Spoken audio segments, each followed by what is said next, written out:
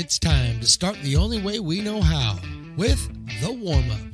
Brought to you from our friends at Brick and Barrel. With a wonderful family atmosphere, Brick and Barrel has a beautiful beer garden and is just the place to take in a game or celebrate after. Brick and Barrel, 155 Joyner Parkway in Lincoln. The way you warm up is the way you perform. So to be the best, you gotta warm up with the best. So warm up with us as we sit down with a member of the Potters coaching staff to talk all things Potters. It's time to get loose and warm up right here on Stone's Radio Networks. A very special edition of the warm-up. I'm Mark the Phantom Lowe. I am welcoming a member of the coaching staff, a member of the training staff. I think I'm welcoming the entire training staff. Emma the trainer. That's why I know you. Emma, welcome. I'm happy to be here, Pam. Well, it's fantastic finally get you up here. I was looking at your bio here, and usually these are not right, but all I see in yours is just all kinds of licenses and certifications and stuff like that. You should be like the national team trainer. What are you doing here in Lincoln? So Lincoln was actually my very first home when I became an athletic trainer. So I used to do some clinical rotations at Sierra College. The athletic trainer there obviously knew Ryan Stevens. When Ryan was, taking the general manager or the manager position here at the Potters, he was looking for an athletic trainer who had overhead experience, worked with baseball players, wanted to work with baseball players. And Brandon, named me. And I remember there was a Little League conference we had going on here, and it was all the coaches. They were just talking about, like anything coaching related, but they also had a portion where they talked about injuries in Little League. And so he said, this will kind of be your interview. Let's see how you do. And I showed up here, and I kind of just talked about, Little League elbow. I talked about kind of pitch counts at that age, talking about the goal of, what baseball players are doing when they're just kids. Right. It's obviously different at the college level. And they loved me. They're like, we'd love to have you here at the Potters. Well, listening to it, I love you too. I mean, that sounds great. Yeah, I mean, it was, I was just spreading my knowledge. I mean, I kind of saw it as an interview. I was a little nervous, but I mean, just talk about what I knew. At the time, I was the athletic trainer at Results Physical Therapy in Sacramento. And so you weren't a newbie. I was not a newbie, but I was kind of new to being certified. So I had been involved in athletic training first in the Bay Area, and then when I transferred to Sacramento State, I did the program there. So I was not new to it, but this was kind of my first home, and I never really left. It's just, it's been part of my life. Let's go back before that. Let's go back to when Emma's just kind of like trying to figure out what she's going to do, and what pointed you in this direction? So I actually always knew I wanted to be in the medical field. I think in high school I wanted to go to med school. I wanted to do anesthesiology. Did you play sports in high school? I did. I was a competitive cheerleader for about 13 years. So I've had a lot of injuries. Were you ever the top of the pyramid? Yes. Oh, I man. mean, those people. I'm talk pretty about short. courage. I mean, I guarantee the spectators have seen me run out there. Yes, they have. So I'm pretty small. So I had a lot of injuries. I worked a lot with sports medicine. Physicians, PTs, not really athletic trainers. I didn't really know what athletic training was in high school. And I was trying to decide what to do, decided to go to Ohlone College, got in contact with the kinesiology department head, Jeff Roberts there, and he said, I think what you're describing is athletic training. I'm like, oh my gosh, this is a career where you get to work with athletes and you get to do all these things. He's like, yeah, that's what I do. And I was like, come to Jesus moment. Like, oh my gosh. So you described your ideal job and it already was there. It was already there. Waiting for you. I, first semester took his clinicals and I never looked back. And it's kind of crazy because out of high school, I was like, I'm going to a 4-year. I'm going to get the whole experience. Right. And then I ended up going community college, finding my favorite thing in the world. Because you were following what you wanted to do. Exactly. Right, yeah. And so I just really went with my gut, and somehow it brought me to Lincoln, and I never left. Well, tell me what's, you've been doing this for a couple of years now, so what is it that you like the most about working, specifically in the summer, specifically for the Potters? Of course. So I've worked at a variety of settings, and they all have their pros and cons, but I think what I like about working with collegiate athletes is you are working with very high-level athletes, but you're getting them at a really monumental time. Either they do know a lot about their body, or they do know what they should be doing, what they shouldn't be doing, or they don't. And honestly, the fact that you have that variety really means that if you enjoy to educate and you enjoy to, get the rapport with the player and get them on a program that's going to make them successful and perform well and keep them healthy, I mean, it's kind of the best It scenario is. to be in. I want to be a trainer now too. I know. After listening to you. This is fantastic. Emma, I won't keep you too much longer, but I Of want to ask you. course. We have, we'll probably have, as you do talk about, kids come out and they watch the Potters play. 8-year-old kids, 10-year-olds, 12-year-old kids. But if you had a chance to talk to kids like that, like you did when you were doing your Little League thing, what are some of the things you would tell kids who are planning to get into sports, but specifically baseball, as far as what they can do at an early age to take care of themselves? So, currently when I'm not at the Potters, I have my own business with my husband. And we are kind of trying to impose a part of it with reaching the youth, reaching high school athletes. And the main thing I would tell them is, what we thought back then has completely changed. Everything's You have so many resources, and it really does start moving right early, start learning how to lift properly, start learning all these movement patterns. Because the perfect example is a kid that gets on a trampoline. For a second they're like, a little shaky, and then all of a sudden they look normal, right? You see an adult try to do that, and it takes the whole day, and they still can't figure it out. I didn't even want to talk about it. It scares me talking about it. So I think that is the true application of that. If they can learn that stuff early, they will be leaps and bounds ahead of, their teammates and other people who just, focus on just the specialty, just the game. Stuff, exactly. yeah. Because, if you've been playing for as long as you have, that stuff's become muscle memory. But if you lose how to learn, if you lose how to move properly, all of that stuff is going to change, and you're going to have these aches and pains pop out of nowhere, and you're going to be like, I don't know what's going on. I do think you see a lot less of that when the athlete is very in tune to their body and, uses the resources that are now available to us. Well, if somebody wants to get in touch with you, you and your husband, the business, how do they do that? And they want to ask you some questions about this. Of course. So we have a website, thehubhw.com. I offer telehealth services in case there is like an injury situation, but my husband does the nutrition, performance training, personal training side. And so we offer, our business is called The Hub. Yeah. Our last name is Hubble. It was kind full service exactly. kind of thing, yeah. So if somebody, just, has an ache or pain, or a parent is worried, they can reach out to us, send us a message. We have our phone numbers, our emails, all of that on there, so we can at least point them in the right direction. Athletic trainers are not the end-all, be-all, but the more you know and the more you see, like I said, I'm the only one here, and for the most part, I reach out to local physicians that we have here if I need them. I'm never afraid to refer, but it's always a team effort. But that's probably the best way to get a hold of us. Well, it took us a long time to get you up here, but it was I really, know. really worth the wait. Emma, the trainer, thank you so much for joining us. We'll see you again. Well, we're going to talk again. We've got to get together again. Now that I've been up here, it's kind of electric. Remember thehub.com. That's a look at the Potters on the training side with Emma. We're back with more in the pregame right after this. Lincoln Potters Baseball. Placer County's best-kept secret is back for another exciting summer at historic McBean Stadium. 33 action-packed home games loaded with fun for the whole family. Local beer, wine, and eats. Fireworks, giveaways, theme nights, kids zone, and more. Come join in the fun and enjoy small-town baseball with Major League Entertainment. Tickets on sale now at LincolnPotters.com. Lincoln Potters Baseball. Come on out and join in the fun. Here's a quick look back at Potter seasons past. And a balk in this inning. And we're still not done. 3-3, Potters and Marshalls. Mateo Lake for his first at bat.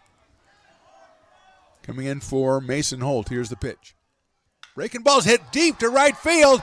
That ball is gone! A home run, Mateo Lake. The Potters. A big home run by Mateo Lake. A 3-run shot. The Potters. 2 balls, no strikes on Brando. Just getting started here. Good crowd out here. Entertained by a national anthem rendition that was tremendous. And here's the 2-0. Hit high to left field. Look up, look up, look out. That's out of here. Jason Brando about 50 feet over the fence in left field. And the Potters are on the board early. They didn't wait 6 2/3 for this one. A 2-run home run by Jason Brando. DH today for the Potters. Line drive left center field, and it doesn't look like anybody's going to get to that one. It'll go all the way to the fence, and it is out of here. That's out of here. A grand slam home run by Brandon Motherall on a line drive that just kept on going. And that makes it 19-2 and a fine line drive by Brandon Motherall. By Dimitri Perry, and here is Johnson. Right back up the middle into center field for a base hit. Panlick rounds third. The throw's going to come into the plate. It is applied. The tag applied, and he is safe at the plate. Safe at the plate. Not agreeing with that is Andrew Sloan, who thought he had the tag and thought the runner did not tag home plate, but he is called safe at the plate, so it's an RBI. Still looking for the first hit, their first hit, the Potters, with 2 outs here in the second. Here's the pitch. Hit well to left center field, and I mean really well. Davis goes back, looks up, forget about that one.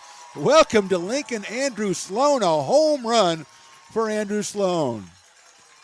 And that went to that left center field where all the home runs are going, and I saw that one clearly, and that one was out of here. So Andrew Sloan making a lot of new friends here in Lincoln, California. The pitch. Motherall hits it high and deep to right field. Going back is Cook. He looks up, and it is gone. Brandon Motherall is making this a habit. A 3-run home run, and the Potters grab a 4-2 lead.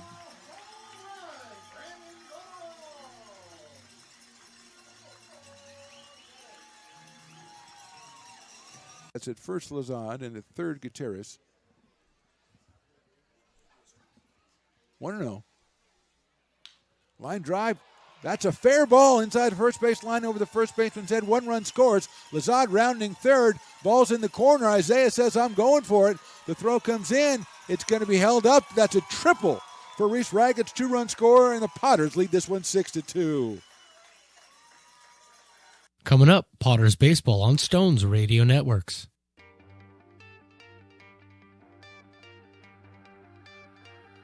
Gooseport Public House.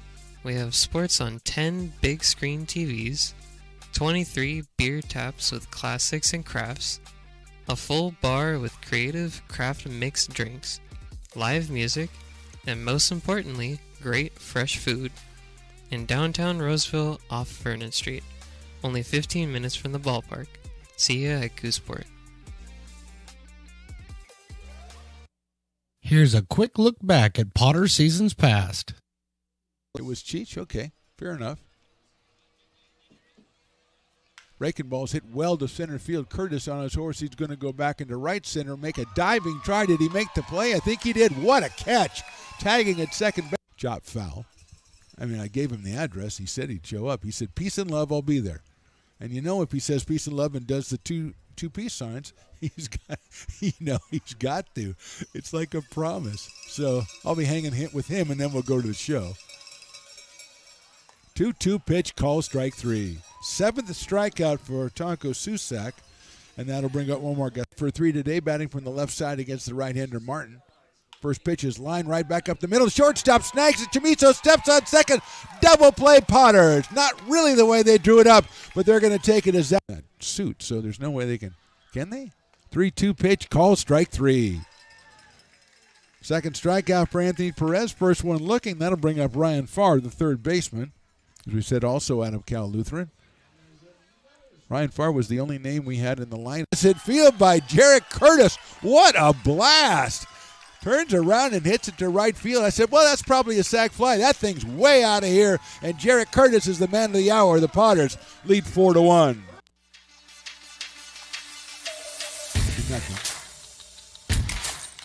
Hit that one up in the air to left field. Going back is Allen. Still going back. He runs out of room. That ball's out of here. Peyton Brennan did it again. So, I don't know. Again, it's Texas, so you don't really know. That's hit out to center field, short center field. Jansen's coming in. He falls down, gets up, makes the catch. And then he's going to throw. It's going to come to third. Chamizo cuts it off. The tag is applied, and I think they got him at third base. They did. And I do believe the run is scored. We'll double check and make sure. Ryan Kroenrick. High fly ball right field. Going back. Forget about it. A pinch hit home run for Luke Lavin.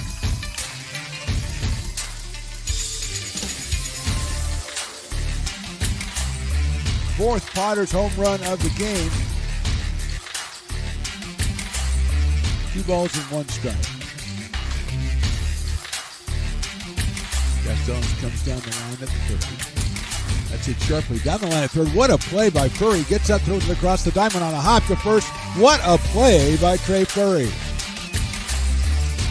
The runner could not advance. Off first a little bit. Here's the 1-1. Line drive left field. Garrity's going back. He's still going back. Reaches up.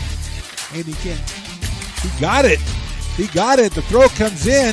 First base relay. Double play. Garrity with an unbelievable catch that no one, including me, thought he caught because he was flying away. He jumps up, sticks the ball up in the air, gets it into the second baseman, Auden, who throws to first for the double play. Potters fans, Potter up.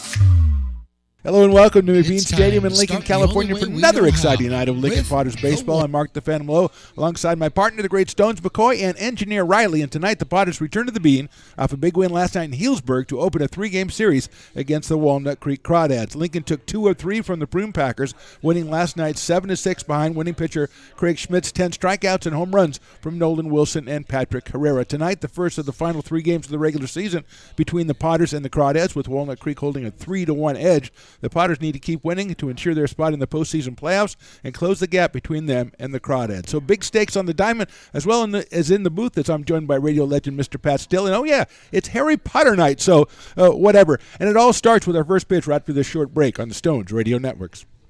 Being in the market for a new home comes with more than just buying a property. It is finding the right house in the right neighborhood in the right community. Since 2005, Lori with Frey & Associates Real Estate has lived and worked as a real estate broker in Lincoln. She is passionate about local organizations and volunteers with them as well. She's knowledgeable, she knows, she asks a lot of questions, she gets things done. We still learn a lot from Lori, and she's very helpful, very positive, and has been wonderful broker. We at Frey & Associates are your local hometown realtor, and we are here for you.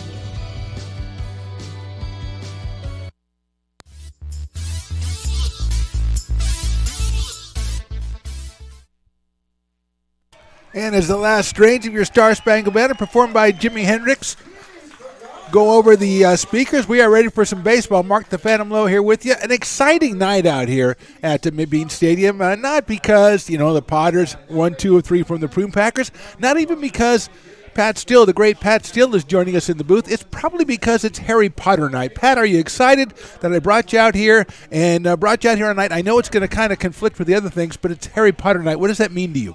Well, I always wondered why you hadn't done this before. It's a natural. The name is just a natural, but it's 84 degrees tonight. No, you see what it is in honor of KNCI. It is 105 on my phone today. No, that'd be 105. 105.1. When Tom was here, I couldn't remember the point if it was 0.1 or 4 because I don't listen. But anyway. That's okay. He can't either. I know. I could tell. He never understood one single word I told him. You know what's funny, though? The guy I work with, I love him. I love him, too. We've worked together for 30 years, and I kept telling him, Phantom keeps asking you to come out here and help. Yes. You're going to have a great time. And he didn't, and he didn't, and he didn't. Finally, he did. So he comes in the next Monday. I said, how'd it go? Oh, my God, I had a great time. Yeah, he was fantastic. We had a lot of fun. And he did get us a W, so there is a little pressure on you to come out here and get us a W. Now, this is what, your 3rd time out here? 1, 2, 3, 4. 4th time out here. Yeah, absolutely. I still remember the first time you came out here, which would have been probably 5 years ago now, and it was like a blow. I didn't know how we were going to do it, back and forth or whatever, and it was a blowout. And thankfully you were here because I had nothing. It's like 17-2 or something like that. Well, that was before this beautiful broadcast booth was built. Oh, we my were gosh. sitting outside, and thank goodness you got it tonight because it's air-conditioned and it's really comfortable, and I hope these guys have their game ready to go.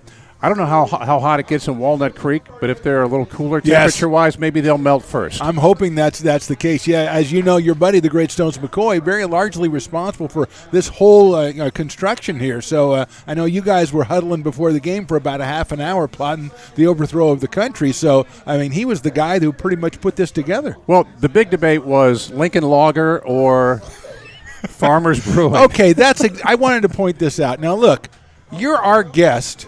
You come out here. First of all, I guess you thought the game was at 6 because you're here at 5:45 in line out there. The gates aren't even open yet, and you're waving. Here I am. No, I knew it was 7:15, but I just thought any responsible broadcaster gets here an hour before showtime. You almost got here before I did. You bring beach hut, you bring beer. It's fantastic. Anyway, Cooper Robinson on the mound for the Potters. Let's get the game started. Ryan Ellis, the first hitter for the Crawdads. Brian DeRoff and Joey Donnelly to follow him. Cooper Robinson, 2-0 on the season, a 1.68 earned run average, 21 strikeouts, Pat, and no walks over 16 innings. Would you say overall in the Potters he's their most effective pitcher? Right now he is the most effective pitcher. We've had a lot of pitchers, obviously, that have been effective throughout the summer. We had a couple early on that got their innings and had to go back to their school. Peyton Stumbo was one. He just got drafted by the Pirates in the 20th round. He was really effective. That's flied out to left field. Moving back is Johnson, still moving back, reaches up at the fence and makes the catch in left field for the first out. Ryan Ellis comes in at 391, so a very tough out there for Cooper Robinson. One down, and that'll bring up Brian DeRoff. And Riley, let's pull up the defensive alignment for your Potters. Alexander Johnson in left field. Tyler Garrity in center. Nolan Wilson is over in right tonight. Reuben Church at third. Luke Odden at short. Patrick Herrera at second. Dominic Rodriguez first base. Luke Lavin behind the plate. Cooper Robinson on the mound, and Ben Higdon is our designated hitter, not Big Higdon, as it said earlier in the evening. So that's a very good, that's a line drive up the middle into center field for a base hit. That's Brian DeRoff with a single. So, Pat, you come out here, action starts right away. We got fly balls, we got line drives, we got everything going on. I got to say, Ben Higdon, even though it said Big Higdon, maybe that's the start of the nickname. I think so. Pat looked up, and we had the alignments up on the monitor before the game, and I don't know, Riley had some sort of problem with something, and he hit his funny bone on the table, so he typed Big Higdon instead of Ben Higdon. So, a star is born. Make it stick. Okay, we'll call him Big Higdon. You know, his mom's listening. She's in Kentucky and watching. What part Grandma of Kentucky? is in Florida. Paducah, Kentucky. As you know. Okay. Yeah. Grandma's in Florida. I don't know what part of Florida Grandma is in. Okay. But she stays up late, takes naps during the day so she can watch the games at night. Fastball is well, then hi to Grandma. I hope things are well in Florida. I grew up in Cincinnati, so I know Kentucky pretty well. Okay. I didn't know how you were going to make the Cincinnati to Florida connection, but you did very well with the Kentucky. Usually Fantastic. from Cincinnati to Kentucky, that's where we went to get all our illegal fireworks. Okay, very well done. 1-0 from Robinson. He'll throw to first. He got DeRoff leaning the wrong way, but Brian gets back. Joey Donnelly, 2 home runs, 20 runs batted in on the summer, 341. Hey, let me ask, is there a pitch clock? There is not a pitch clock, although you can see Stones in the corner probably counting things down, just going 1, 2, like that. He likes to do that. Swung on and missed by Donnelly. Joey from Alamo, California, University of California at Berkeley, left-handed hitter. Matt King to follow him, the cleanup man, the shortstop for the Crawdads. Crawdads in second place in the CCL North, just 2 games behind the Healdsburg Prune Packers. And Pat, the Potters just took a series from Healdsburg. That's outside for a ball. Look, anytime you sweep the Prune Packers, well, they didn't sweep them. I'm not going to say they swept them. They took 2 out of 3 in both games. Ironically, I guess we're on the road. It's hard to win in Healdsburg, and the Potters did it twice this week. So the Potters at 13-13 in conference play, right in third place, right ahead of the Sonoma Stompers, who were a game behind. Here's Robinson, swung on and missed by Donnelly. That's at 93 miles an hour. And, Pat, I hope you see that we've added the monitor for you. The guest monitor. Oh, my Stones gosh. is very excited. He says, I'm doing this for Pat. I really appreciate that. Yeah, and it's got the miles an hour. It's got all kinds of info on there for you as long as Riley keeps up on it. You never know. He might hit his phony bone. You have a Rapsodo on the pitcher, do you? Yeah. Swing and a miss. Well done. Call it, brother. Call it. Well, you hesitated. I thought maybe I hesitated because I was looking over at the other side. I didn't know what you were talking about. 2 outs, and here's Matt King. 333 from Matt King. Look, I hope I hope he has just a great game, and he's starting out pretty well. I hope he's effective, but I hope when they're ready to bring somebody in, it's Justin Still, my family. Is he family or is he just name family? He's name family, but that's family. Okay, well, can we do – it's only 2 outs in the first inning. We have a long time to go to get family in, okay? I'll work on it. I'll call down to JP. In fact, I'll talk to you about this after this pitch outside for a ball. We talked to Coach Mike Marjama every game in the top of the 5th. I'll mention to Mike, if it hasn't happened by then, we'd like to see Justin in the ball game. Yeah, hopefully he's still here. Part of the Still family from Chandler, Arizona. Shout out. You said Cincinnati, so I guess it's a far-flung Still family. Oh, yeah. We're all over the place. Swing and a miss, 93 again by Robinson. Kind of like this broadcast. Already? Already. Well, you bring the beach hut. Look, if he's sitting at 93, I'm guessing can touch 95, 96. Well, we'll see. I mean, sometimes it's stuck at 93 because it doesn't change. We have to. It's still an early system, Pat. I'm sorry. Throw it to first base and the runner is back. I got to be honest with you. I know you're excited about 93. It could have been from yesterday's game. I don't know. That's an app you don't have yet. That's exact. I don't have any apps. You know that. I have them all. I just don't know what to do with them. Robinson checks at first base. Cooper out of Folsom, California. Runner looks like he might want to go, but he doesn't. And a fastball's on that outside corner for a strike. Great pitch. 1-2. And if you'll notice, the 93 never changed. So either he's very consistent at 93, and that's what Riley see. Riley doesn't like it when I take shots at him. Yeah, he does not like that. He has grown a lot over the summer. At the beginning of the summer, I could have said anything to him, and he wouldn't have cared. Now he's in my face all the time. Maybe it's because you're here. I don't know. 1-2 coming up. There goes the runner. It's high for a ball, and it gets away from Luke Lavin behind the plate. A stolen base for Brian DeRoff. So he's in scoring position. 2 balls and 2 strikes now on Matt King. 2 outs here in the top of the first, just getting started from McBean Stadium. A very warm evening, but Pat, great crowds out here all year. And, they brave the heat. They come out here, and, by about the third inning, it's very, very pleasant out here. This is a great ballpark. It is a great ballpark. And they've had a lot of upgrades over the past 3 or 4 years, so it's perfect. Perfect night for baseball. That's a line down the right field line out of play. Yeah, you're Do not hit my car. You parked close. Over there? Yeah, I did. Now, that is I forgot how early you got here. You could have probably parked right next to the clubhouse. It was open. I know it was open because it was 4:30. Come on. Yeah, you are in a unique position because you come out here once a year. It really, any changes and stuff, you're going to notice them. Mm-hmm. If you look on the thing, you can look right up there, and there you are right there. There's a lot more shade. There's a lot more shade. 2-2 pitch by Robinson. Outside. 3-2 on Matt King. Cole Fellows, left fielder, is on deck for the Walnut Creek Crawdads. As we mentioned, just 2 games behind the Prune Packers, with Crawdads and Potters have 9 games left. The other couple of teams only have 6 or 7 games left. So that's what's happening in conference play. That's line down the right field line. I had Pat's car again. This is a good battle. You should not have mentioned that your car was down there, because I think Mr. King is going to try to get you. Well, the Crawdads are an excellent ball club. They've won 3 of the 4 games between the 2 teams so far this season. Potters will have 2 of these next 3 games. Tonight and Sunday will be at home, and tomorrow they're down in Walnut Creek. Swung on and missed. He got him on strikes at 94 miles an hour. So the Potters retire. He strikes out the number 3 and 4 hitters. That's a good inning. Very good inning. Nothing for the Crawdads in the first. Coming to the bottom of the first, it's Crawdads nothing. Potters coming to bat. Loomis Basin Brewing Company, a proud sponsor of your Lincoln Potters. Visit them at 3277 Swetzer Road in Loomis, or call 916-259-2739. Have you ever wondered, what is CMN? I thought so. Let me help. CMN stands for Children's Miracle Network, a non-profit organization that raises money for children's hospitals. Locally, UC Davis Children's Hospital is your CMN hospital, the only one in our area. It is a nationally ranked comprehensive children's hospital that provides the highest quality of care to pediatric patients like me. How is this level of care possible? With help from CMN donations. CMN teamed with corporate partners and community donors to fundraise for things like equipment, research, and patient care. All money raised locally during campaigns like this stays local to support children treated at UC Davis Children's Hospital. Sick and injured kids can't wait to get the care they need.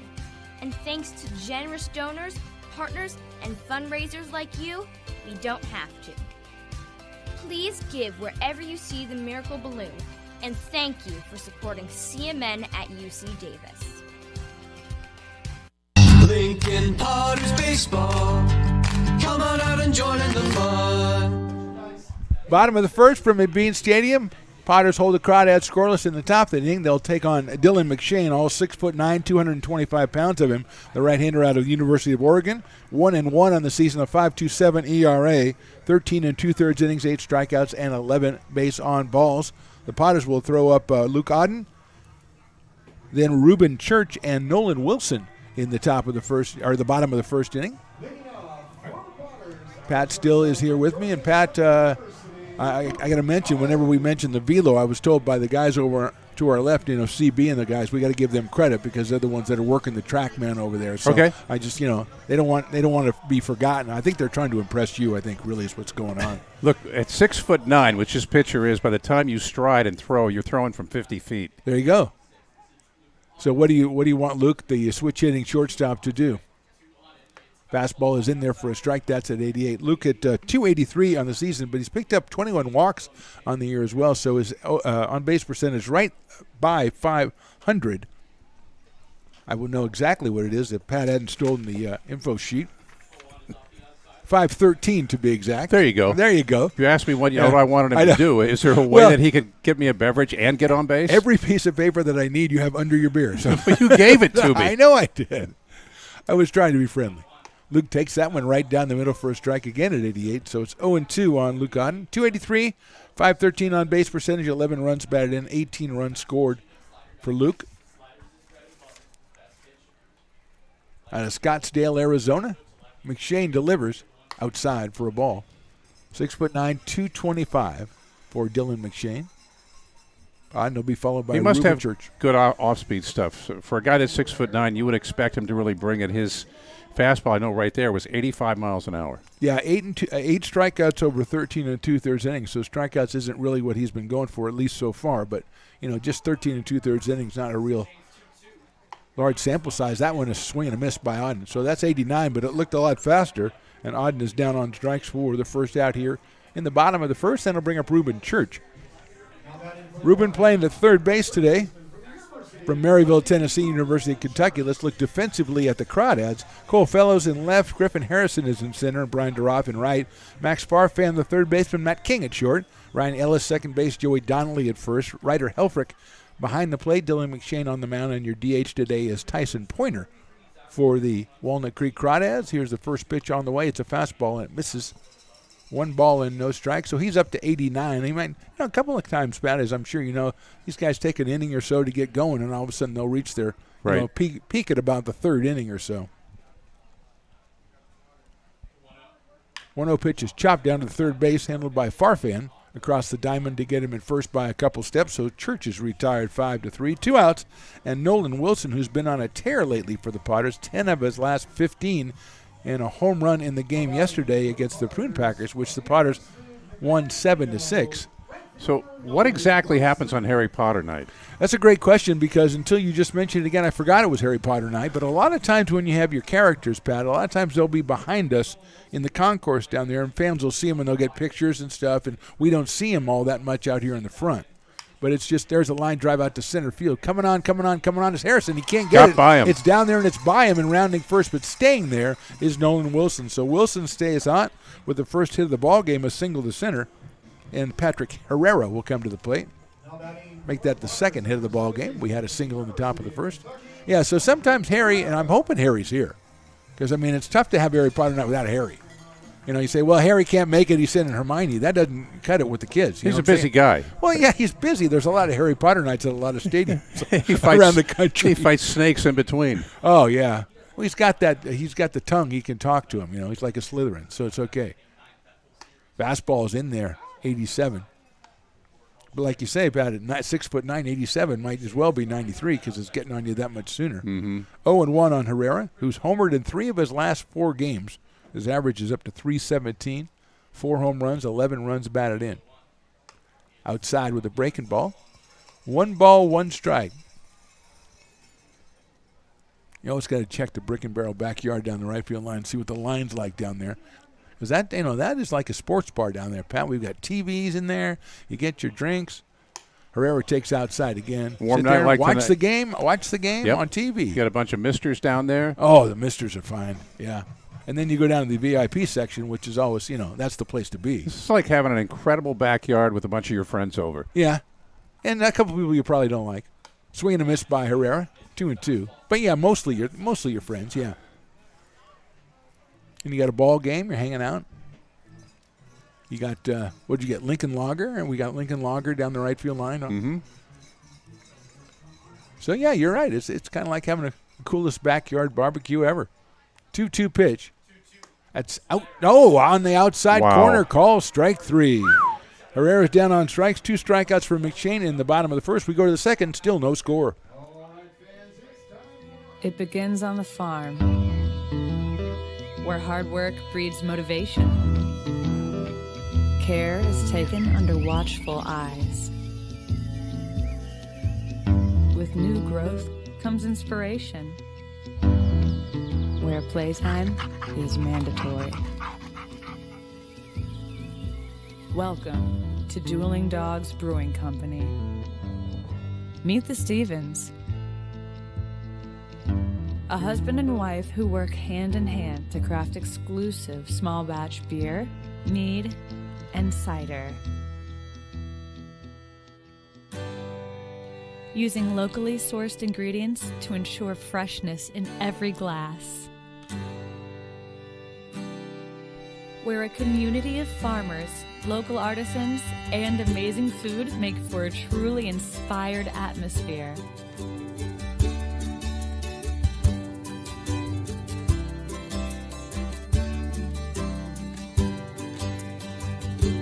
At the end of the day, we know the value of hard work. The families it unites, it's in the pride we take, the stories we tell, and the best friends who are cherished. Dueling Dogs Brewing Company. Lincoln Potters Baseball. Come on out and join in the fun. Top of the second from McBean Stadium, 0-0. Cooper Robinson out for his second inning of work against the Crawdads. They'll send up Cole Fellows, Tyson Pointer, and Max Farfan. Pat Steele from KNCI is our special guest. He brought Beach Hut, so he's already our best friend. I mean, I don't know. He got here an hour and a half early and brought Beach Hut and then went down and got beer. So, Pat, you're already the MVP of tonight. Well, I knew you were hungry. I was hungry, absolutely hungry. It's a long day already. You know that, my friend. We'll have to make another food run for you about the fifth inning. About the fifth inning is a good idea. Yeah, absolutely. Cole Fellows starting it off. He is 306 on the season with a pair of home runs. 22 batted in. There's the Harry Potter crew. Cole out of Clovis, California. There we go. What do we got? So we got Hagrid. We got McGonagall. We got, what's his name? Some guy in a wizard hat. Gandalf or whatever his name is. And who's the first one? See, we don't have, where's Harry? Harry's not here. We couldn't afford Harry. No. Oh, probably Harry probably went to the AA game or something tonight. Yeah. And we got Hagrid looks pretty good. That's a good Hagrid. It is a good Hagrid. He's a big dude. And is one big Hagrid dude. McGonagall, Hagrid. Maybe that's Hermione in the front, and then Gandalf. No, Gandalf is the other one. What's his name? Dumbledore. That's who it is. Dumbledore. You're already too deep into it for me. I'm in the Harry Potter. I mean, the kids were just at the age when you read books to your kids. I mean, they were the age when Harry Potter was out, so it was perfect. See all the movies? Oh, saw the movies, read the books, did it all. It was great. It was a great time. That's why I'm so disappointed there's no Harry. He's my guy, man. You gonna be all right? Actually, Ron Weasley's my guy, and he's not down there either. 3 balls and 1 strike, according to my scoreboard right here. So that's what I'm going to call on Cole Fellows. Opening up the top of the second inning, Tyson Pointer to follow. That's chopped out towards second. Herrera's going to have to come in on that when he gets on the hop. Guns it over to first for the out. So Fellows is out 4-3, brings up Tyson Pointer. Tyson at 227. He does have 6 home runs on the season. Richardson, Texas, and University of Texas at Arlington. Now, I know you're disappointed back because it's not the combat fighting guys and the knights in the suits of armor. Yeah, the medieval guys. We love those guys. Yeah. Yeah. I'm actually kind of glad for them that they're not here tonight. I can't imagine wearing all that armor. It's a tough night. I mean, it's a tough night for the left side of the infield with the sun and everything in their eyes. Can you imagine what it's like for wearing armor out there? First pitch is a ball, 1-0 on Tyson Pointer. Max Farfan on deck. Swing and a miss. That's 92 from Cooper Robinson, courtesy of our guys on the track man, CB, and I think his name's Zip Tie because he doesn't know how to use zip ties. I guess they had some kind of project they were doing earlier on in the season, and they gave him zip ties. He had no idea what to do with them, so that's what they call him now. But his name's Matt, and he's a good dude. Matt? Is that true? Yeah. You didn't know what to do with the zip ties? Okay. Hey, you know what? You're young. You learn. That's how you learn things. You want to get this stuff in your tool belt before you get married. You got to know what to do with zip ties. You're right. And your wife asked you, here's some zip ties, go take care of it. You give her the blank look. You give her, hey, I never learned. That is not going to be a good day. No, but he'll be able to go, yeah, when I was on the Potter staff, I had to deal with these things, and now he's going to be equipped for But she won't want to hear the story. She just wants you to get it done. She won't want to hear anything from him. That's a ball, 3-2. I can only imagine what kind of lucky lady would land Mr. Zip Tie over there. Oh, my gosh. 3-2 on Max Farfan. Or on Tyson Pointer, Farfan on deck. Chop back over the middle. That's going to get into center field for the second hit of the game for the Walnut Creek Crawdads. Pointer singles up the middle. And that will bring up Max Farfan, the third baseman out of Soledad, California. University of Illinois at Chicago. Has 9 home runs on the summer. That's an impressive power number, Mr. That is a pretty good stat. Yes, I know you know baseball, but that's a pretty good power number right there. So this is a big out if he can get it. There you go. Yeah, he's got a runner at first base and 1 out here in the top of the second. Potters won 3 of their last 6. They played Walnut Creek, and they won 1 of 3 with Walnut Creek, won 2 of 3 against Healdsburg. The 2 top teams in the conference or in the division. There goes the runner at first base dancing off, and Cooper Robinson sees him. All 3 of those wins on the road. Kind of crazy. Do they have a better road record than home? I have got to go to my numbers. We'll have to ask Zip Tie on that one. He can do the research there, but I don't know if you've already alienated him. He is not paying attention. There goes the runner dancing off first again. Throw over to first again, and the tag is slapped on too late by first baseman Dominic Rodriguez. Yeah, just surprising because you don't win too many series against the Prune Packers. They're an excellent ball club, and to win 2 or 3 in their place is really rare. There goes the runner. That's a strike. I believe the throw to second base is going to be just a little bit too late. And the big jump by Pointer gets him to stolen base. Yeah, that was a good throw, but he was just way ahead. Yeah, you want to try to keep him close. He was doing the dancing thing every time. And so if the one time you don't check him, he takes off. But it is an 0-1 count on Max Farfan. 259 hitter with those 9 home runs and 31 runs batted in. Ryder Helfrich, the catcher, to follow Max.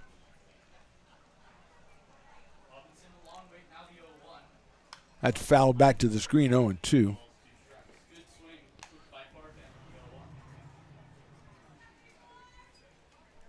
On Max Farfan.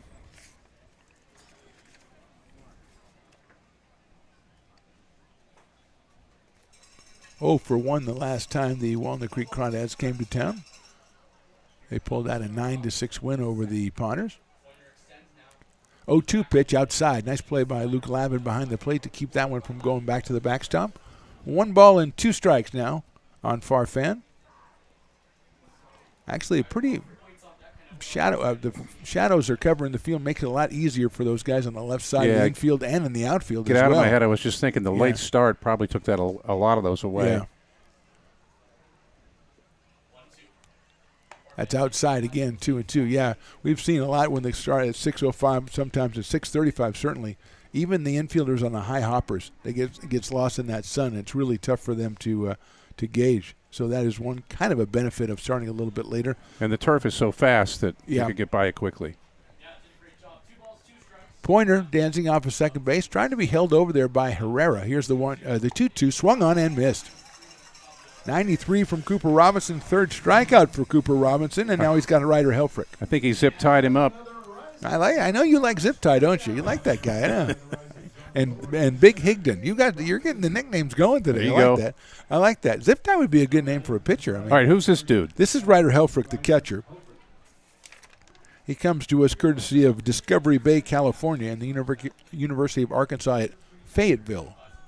He's hitting .278. He has 6 runs batted in for the summer. Right-handed hitter against the right-hander Cooper Robinson. There goes the runner, and the pitch is in there. Throws 30 is under the tag. Nothing that Lavin could do on that one, as that again was a good jump by Tyson Pointer. So he's worked his way over to third base by underhanded methods, I call it. But he's over there nonetheless. Let's see if that was a strike. I think it was a strike call. Let's see. No, he calls it a ball, so it's 1-0. I wonder if the guy's that fast or if it's something they're seeing on Cooper Robinson, that he is maybe not as quick to the plate. I think he just had it in his mind. Remember, over at first base, he was just going to go. He was just trying to figure out when was the best time. That's a high fastball. I mean, he had in his mind he was going to steal. I don't know that they've seen Cooper enough to know exactly about his move or whatever, but I just think that when he got on first, Pointer was, you saw him over there dancing every pitch. He was just trying to find the right time to go. 2-0 on Helfrich.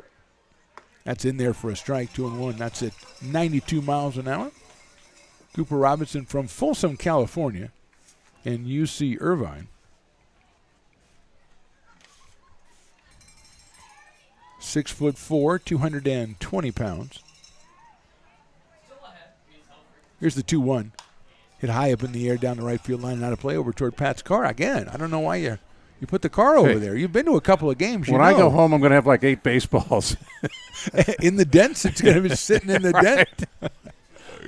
You get some souvenirs that way. There you go. 2-2 now on Helfrich. Griffin Harrison, the number 9 hitter, in the on-deck circle for the Walnut Creek Crawdads. He's dancing again off at third. He's dancing. He's doing a little dancing. That's in the dirt. Nice block by Lavin. I just got a text. This is really important. What does Pat think of the new center field camera and broadcast monitors? Wonder who that text came from. I don't know. I have no idea. It's a blocked number. I can't tell who it was. I'm surprised he just didn't walk forward 3 steps and ask himself. I don't know. Full count on Helfrich. Swing and a miss. Gets back to the backstop, picked up by the catcher Lavin. He's going to gun it down to first to get him by a step. Nice job. So that was one of the oddest missed third strikes I've seen in a long time. I was watching from the center field camera, and it looked good. How did it look on the monitor? Awesome. No runs, 1 hit, 1 left. We go to the bottom of the second. Crawdads nothing, Potters nothing.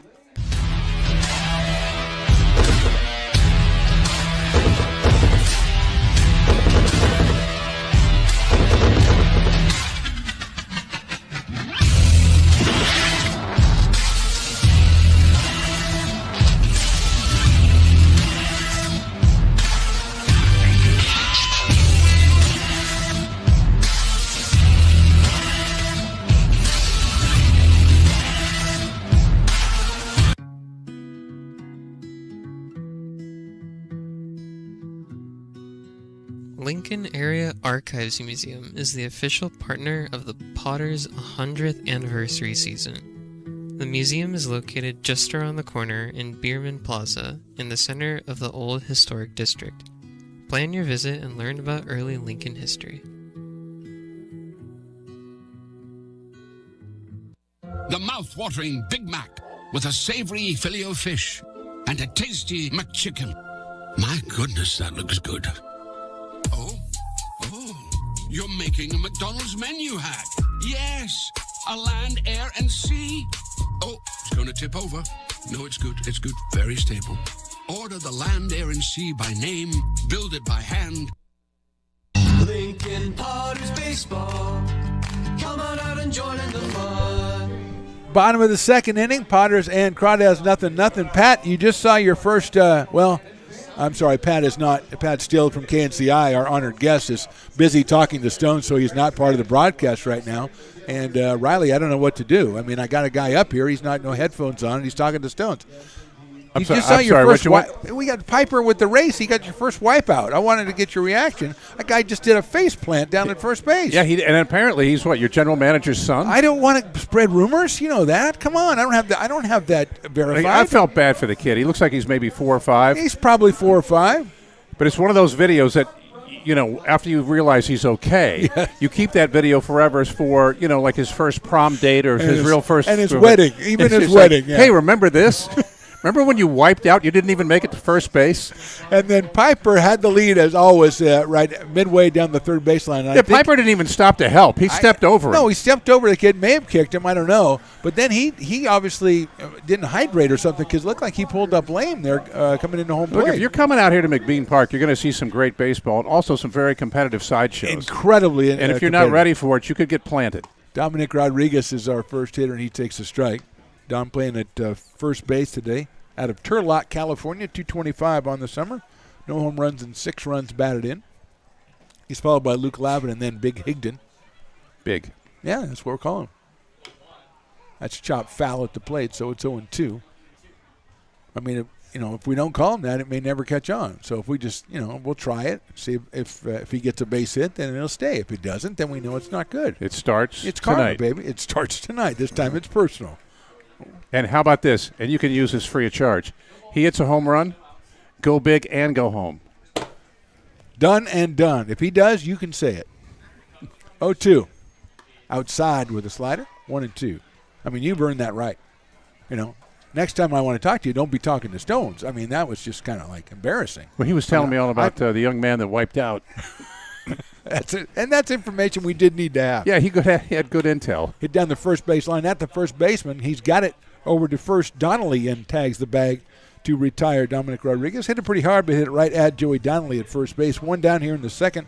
Luke Lavin, the catcher, coming up to the plate. Had 257, a freshman out of Laguna Creek, California, headed for Stanford University. So he's just he's got a little bit, right after his senior year in high school. That's exactly He's right, my young young friend. He's a young fella, and he's got a real nice swing, and he's real good behind the plate. So a big future for him. I'm doing fine. I am trying to broadcast the game, so it's cool though, and it doesn't matter. Just whatever. I mean, it's fine. In there for a strike. Fans approach me all the time. I'm very approachable, Pat, as you know. I don't lord my, superstar status over you're anybody. the fan favorite, of course. Probably, yeah, absolutely. I mean, why not? 0-1 on Lavin. 0-2 now. They just chased my fan away. Way to go, Pat. I think he feels bad. You made him feel bad. No, I'm sorry. Come back, please. Come back. He gave me the peace sign. All he wanted was an autograph. He gave me a finger. I don't know which one. 0-2. I will sign. I'll sign it. You're going to look at Facebook later and realize you lost a friend. I did lose a friend, and I can't afford that. I can't afford because they're dwindling. 0-2 from McShane. Swing and a miss. Got him on strikes at 89. 2 outs here quickly in the second inning, and Mr. Big Higdon. Ben Big Higdon's coming to the plate. Out of Paducah, Kentucky. 241 on the season. He does have a trio of home runs and 13 runs batted in. See, there's the general manager. It's his kid that fell down. He seems to be fine. So that's going to be okay. Yeah, he'll be fine. A few stitches, he'll be good. Yeah, he'll be good. He'll be good. Lines it down the left field line, but it's fell over by the grassy knoll area, one of my favorite areas down there. Pitch an umbrella in there in the grassy knoll and just enjoy the ball game. Get the Zapruder replay, see what it looked like. We have replay. I don't know if Riley knows how to use it yet, but, it's kind of like a Zapruder thing. It's got that grainy quality. It's very nice. Alexander Johnson on deck. Higdon pops that one down the third base line again over by the grassy knoll. A little bit further to the left. Kind of split between the bounce house and the grassy knoll, two of the top attractions here at McBean Stadium. So quickly 0-2 on Higdon.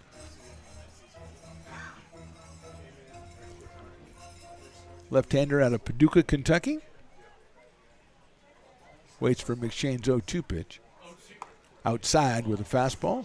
1-2. Now, I remember last inning when Herrera took one outside, so I was a little bit nervous for Ben there. I was thinking the same thing. I was thinking the same thing. Yeah, I was just a little bit nervous. Outside the chalk, though, so we're good. Well, I mean, it's going to hurt your nickname if the first time up you strike out. So, I mean, it's not going to help us trying to get that nickname in. 1 ball, 2 strikes on Ben, a.k.a. Big. Fastball inside corner, call strike 3. Man, he's got a wide strike zone, this guy. There you go on strike 3 he does. 1, 2, 3 for the Potters in the second. We go to the third. Crawdads nothing, Potters nothing. Astro Air Design Incorporated, where you feel the difference. We are a locally owned and operated heating, air conditioning, and custom sheet metal company committed to the highest quality of craftsmanship at a competitive price. Our trained and certified technicians have the knowledge and experience required to install, maintain, or repair your home comfort solutions. Our upfront pricing gives you the peace of mind because you know your price is locked in. Call Astro Air Design Incorporated today.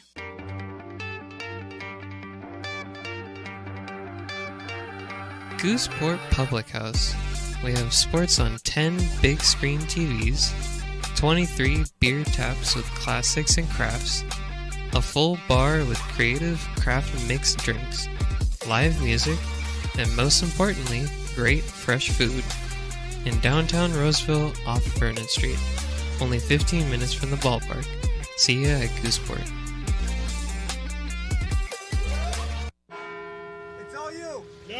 insist. It's your turn. Nope, I think it's your turn. I appreciate you so much. Thank you so much. Go. I appreciate your appreciation. It fills me. Safe drivers save money with Farmers. Just for driving safely? It's a Farmers policy perk. Get Farmers and you can get a safe driver discount simply for having a clean driving record for 3 years. Come on. After you. After you. Safety first. Get a whole lot of something with Farmers policy perks. We are farmers. Bum, bum, bum, bum. Lincoln Potters Baseball. Come on out and join in the fun. Moving into the top of the third inning, Griffin Harrison, then the top of the order, Ryan Ellis and Brian DeRoff for the Walnut Creek Crawdads. Nothing so far. Cooper Robinson and Dylan McShane dueling. Cooper with 4 strikeouts in the first 2 innings. He has given up 2 hits. McShane has given up 1 hit and has 4 strikeouts of his own. A couple of his have been on the called third strike variety as he's working on that generous corner that Pat has identified. Well, he wants to get the game in. We started late. That's right. We did start late. He wants to get the game in, make sure. Now, you got a lot of shaved ices down there. Fastball is, see, that's the same corner and he's outside. See, how Those things are huge, dude. How do you make it? How is that a ball and one further out was a strike? 1-0. Welcome to summer. High for a ball, 2-0. I was marveling over the shaved ice, and there's our axe throwing champion who hit 3 out of 4 on the. He was pretty good. There was axe throwing in between. Of course, innings. there's axe throwing. Come on, that's in there for a strike. We've got axe throwing, we've got air guitar, we've got dance contests, we've got races, we've got all kinds of stuff. We haven't got Jeremiah the Juggler back from year 1 or year 2. That's a crusade. Is just me. That is outside for a ball, 3-1. And again, the armored medieval guys are not. They don't make an appearance maybe once a year, and they've already been out here once early in the season this time. Hopefully, we'll get them back. Just 4 dates left after tonight. That's high for a ball. So start off the inning with the first walk issued by Cooper Robinson this summer. And down to first base is the number 8 hitter, Griffin Harrison. Or number 9 hitter, and here's Ryan Ellis. Look at it this way. He got it out of the way. Got it out of the way, and now Ryan Ellis, who fly deep to left field his first time up. Comes up here with a runner on. .391 for Ryan on the summer. 3 home runs and 22 runs batted in. Out of Peoria, Arizona. University of Texas at Arlington. So let's see if Griffin Harrison tries to take off as Pointer did back in the second inning. First pitch is swung on a miss, took something off that one at 81, 0-1. Robinson is at 6'4". He does take a little time to release that ball from the stretch. So it does give you that extra half second you need to get the stolen base. 0-1 now on Ellis. Ruben Church in at third base against the left-hand hitting Ellis with nobody out and a runner at bay at first. Takes his time. Here's the 0-1. It's lined foul down the left field line over by the grassy knoll. One of the cool things to learn about Robinson is he was a 3-sport athlete at Folsom High School. Baseball, basketball, football. 6'4", 220. Yeah, if you're 6'4" and 220, the football coach on campus is going to take a look at you, isn't he? You know, say, is some way I can work that into a wide receiver kind of situation? He's going to get you out there. He's going to get you out there. 0-2 on Ellis. Brian DeRoff on deck for the Crawdads. Here's the 0-2. Grounded down to first base, but foul over by the Potters dugout, so it stays 0-2 on Ryan Ellis. It's kind of settled into kind of a pleasant day. I mean, it's probably still a little bit heated out there, but people are very comfortable as they motate down the first base line to the Brick and Barrel backyard, as I suspect that you have done on many occasions. Once tonight already, carrying those 2 all the way back. Here's the 0-2. There goes the runner, swung on and grounded down the first base line, foul again. And a fine stop over there by the first base coach. You know, there are first base coach and third base coach defensive rankings, and that actually gets a lot of points for the Walnut Creek Crawdad guy. A lot of coaches just, they'll look at it disdainfully and just let it go by. He made a play. I like it. You try it. Get out there and try. You miss 100% of the shots you don't take, right? Yeah, it's like when you watch the Giants, they've got those people on the sideline. Yes, or foul territory. Ball people. And they miss like 90% of the ground balls. But if they catch it, they're a hero. Right. They're incredibly hero. You could be like a folk hero if you catch 2 grounders in a row. 0-2 coming up to Ellis. Let's see if Harrison goes, but he is chased back by the pickoff move from Cooper Robinson. So he will settle back. 0-2 on Ellis. Top of the third here, no score. Potters coming off a win last night. Crawdads also winners last night. They took care of the Mudcats, swept that series against Solano.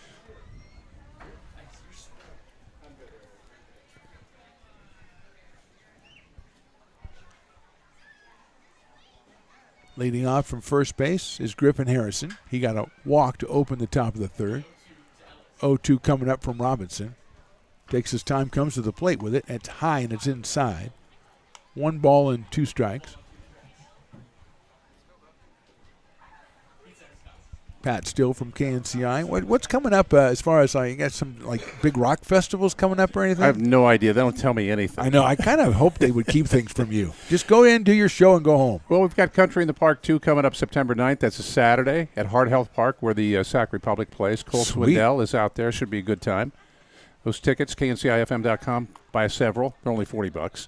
That's very, very, very reasonable. Yeah, I've done my job for the night. That's the reason I'm here. Nice to see you. Yeah. You guys take care. I got you in. That's what your PD wanted. That's Okay, right. get him out of here. Drop the call letters. Oh, my gosh. Promote the show and go home. 2 more beers and get out of here. 1-2 on Ryan Ellis. Take his time, and there goes the runner again. That looked like a good pitch. The throw to second base is going to be too late. I think it was low. A little bit too low, so it's 2-2 in the steal of second base by Harrison. Now he is in scoring position with nobody out, and a 2-2 count on Ryan Ellis, who's driven in 22 runs this summer. I don't want to jinx anything, but has anybody put any scientific work into why the ball travels so well here at McBean Park? Well, I mean, because of there are routine fly balls that almost get out of here. Well, but it's odd that you mention that after a throw to second base. Well, I'm just thinking this guy, his first at bat, it was He like a did- little pop no. up and it went all the way to the wall. No, you totally nailed that one because that's exactly what happened. 2-2 coming up. That's chopped down to first base. That is a foul ball. Yeah, he did hit one to opposite field.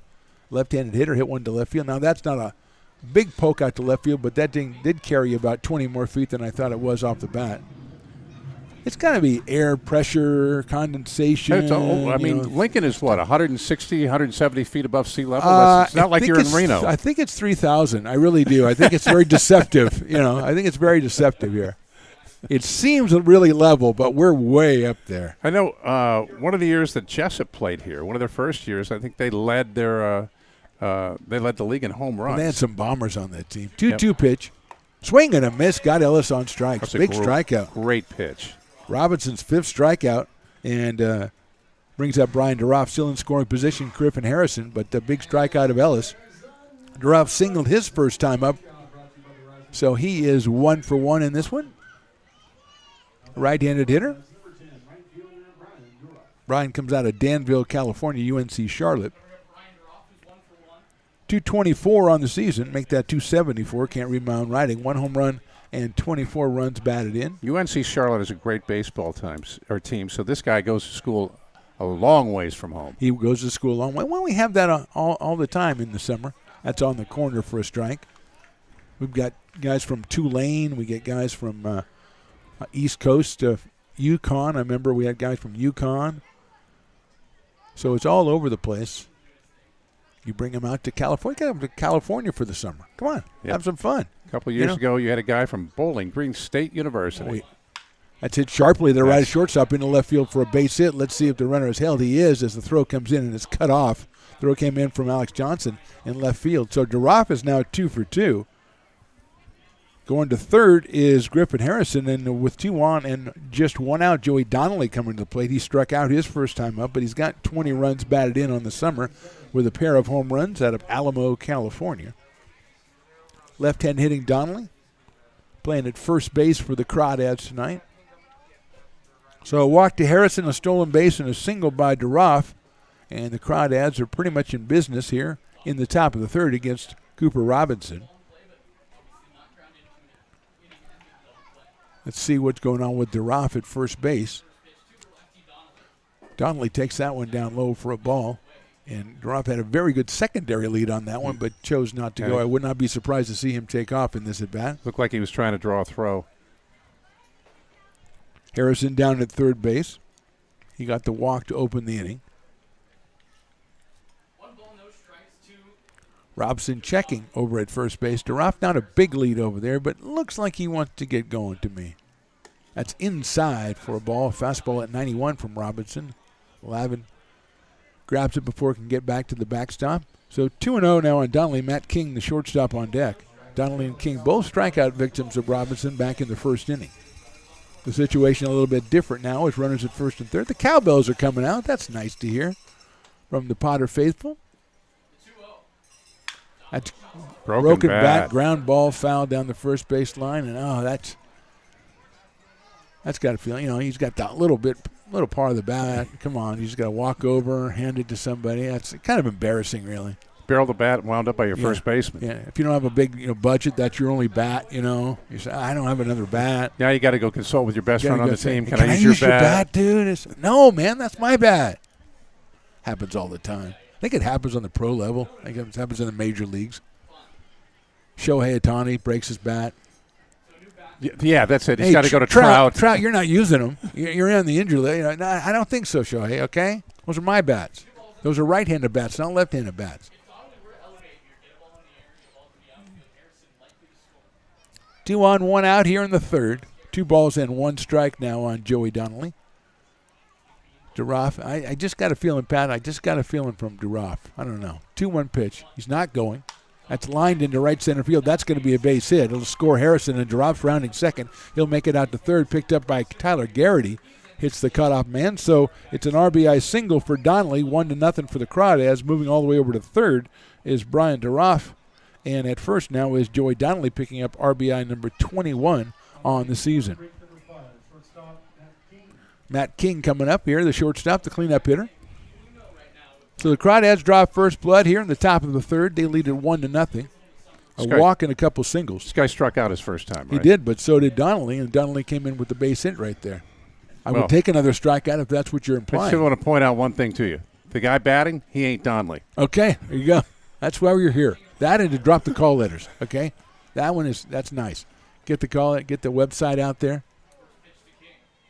Swing and a miss by Matt King at 91. Uh-huh. Cole Fellows on deck. Let's see if there's any base running chicanery with Joey Donnelly over there. None of those shenanigans. You stay put there, mister. I saw the third base coach doing some things over there, so I think there might be something going on, although there's not a big lead by Donnelly. There he goes. Outside for a ball throw down to second base. The tag is going to be late, I think, and he is in there. Holding at third was Brian DeRoff. So Donnelly, as we predicted, takes off, steals the base, takes the force, takes the double play out of play, and a 1-ball, 1-strike count now on Matt King.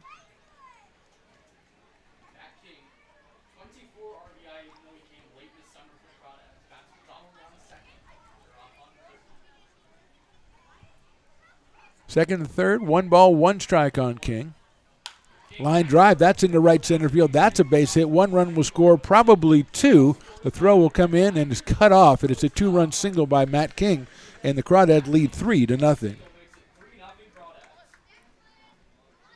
King picks up RBIs 21 and 22. Third hit of the inning for the Crawdads. Both of those hits, solid contact, but you wouldn't call them that. They're not really hitting the ball hard off of Robinson. Good placement, though, and good situational hitting. And Brock Raggets is going to go out and talk to Cooper Robinson and try to settle him down a little bit. Yeah, we've got a walk and then a couple of base hits. 2 runs are in, 3-0. Still early in this ball game, Pat, as you know, but you want to try to quell this as quickly as possible. And Brock Raggets goes out, and he's really good. Has been really good over the last 2 years when he's been the pitching coach. Has gone out and settling pitchers down, really getting them back on track. Well, they had nobody warming up in the bullpen. They've got a couple of guys headed down there now. Looks like Caden Hunter is going to be the guy warming up. Certainly nobody ready. Yeah, well, early on, like I say, Robinson has been excellent all summer long, and you wouldn't think that you're going to need somebody to come and back him up in the top of the third inning. But right now, the Crawdads have put a walk and 3 hits together. They've scored 3 times. Fellows who grounded to second base his first time up is at the plate. From Clovis, California, and Columbia University. You can be impressed by that if you'd like. You mean Ivy League Columbia? Yes, I mean Columbia. At least that's what it says on my roster. I've got a funny story about that here in a second. That's a fly ball right center field. Moving over is Nolan Wilson, and he will make the catch in right center for the second out. And Tyson Pointer will be our hitter. So when my son was a junior, we took a road trip to New York to look at some schools. Nice. Right? He had really good GPA, baseball player. So one of the schools we went to was Columbia, just to see what it was like. And his grade, he fit all the grades. His SAT scores were there. So after the big auditorium presentation, he goes out and baseball coach is there, and he kind of knew who he was. I guess I'd traded emails or whatever, and introduced himself. And he goes, "You want to go look at the field?" And I'm saying, like, "This is Columbia." And I'm nodding, but I can't say anything. And he goes, "Nah, that's okay." He didn't want to look at the field? It's like, dude, just go look at the field. This is an Ivy League school. You're being recruited as a baseball player. You go look at the baseball field. But I think he also knew that, if you're really serious about baseball, you're probably not going East Coast. Okay, unless fair you're going Southeast. Not that it wouldn't have been a tremendous education. Swing and a miss by Tyson Pointer. But, I mean, hey, come on, bud. You got to go look at the field. But we still joke about it now. You want to go look at the field? Nah, I'm good. I'm fine. Did he ever get a look at the field? I want to get a look at their field now. I wanted to see We'll it. have to ask Cole Fellows how the field is. 0-1 now on Tyson Pointer. 3 runs in for the Crawdads here in the third. They lead at 3-0. That one's in the dirt. Nice block by Luke Lavin. You keep the runner at first base. 1 ball and 1 strike. I mean, what conversation would you rather have later after your baseball playing days? Hey, remember that time we played at Harvard? Remember that time we played at Yale? Or, hey, remember that time we played at Delta College? Hey, Delta College beat Harvard. Delta College has great teams. I know, but I understand your point. Timeout as Robinson takes on. I was just thinking when you said when we played at Harvard, what if you play Harvard and they're really dumb baseball guys? What if they're just really they're bunting when they're down 7 runs and stuff? They have no idea what's going on. They're all pre-med, but they have very low baseball IQs. No, baseball IQ. IQ 180, baseball IQ 64. That would just be funny, I thought.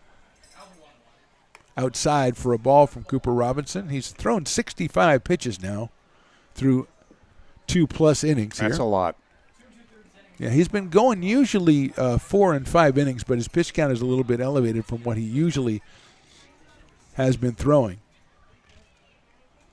Here's the 2-1. That's fouled back to the screen. 2 balls and 2 strikes. Well, this has been a long inning, number 1, and he's got a few strikeouts, which will lead up pitches. So. Yep.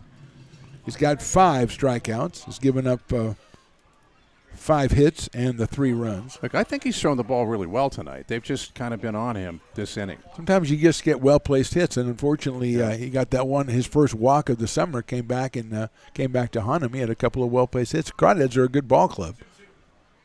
2-2 pitches in the dirt. Lavin picks it up, going down to throw down to second, but sliding in safely is Matt King on the wild pitch. So he is at second base now with a full count on Tyson Pointer. Max Sparfan on deck. Nothing like nachos. I love watching people come up with nachos. Nachos are great. You hungry? How are you? I'm looking out there at the Old Town. Like looking at. Old Town Pizza. They got Old Town Pizza down there. You can get Old Town Pizza at the ball game. You know that. 3-2 coming up from Cooper Robinson. That is high, ball 4. So 2 walks in the inning for Cooper Robinson, and that will bring up Max Sparfan, who struck out his first time up. When he's missed with his fastball, it's been up. And not up, just a little up. Yeah. Not necessarily easy takes, but enough out of the strike zone that maybe that's what the pitching coach was talking to him about, little adjustment. 3-2, on the 3-2 pitch. Brock's told us a couple times when he goes out, he doesn't talk mechanical, he only talks mental. That's his deal. You want me to go talk to him? If you'd like to. I mean, obviously you're making a lot of good points. I think you could probably help. Here's Farfan. That's outside with the fastball at 90. 1 ball and no strikes on Farfan, who struck out, as we said. Does have 9 home runs this summer and 31 runs batted in.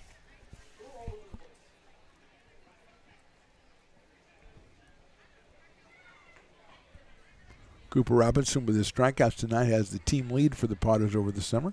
That's a swing and a foul ball into the catcher's glove. 1 ball and 1 strike.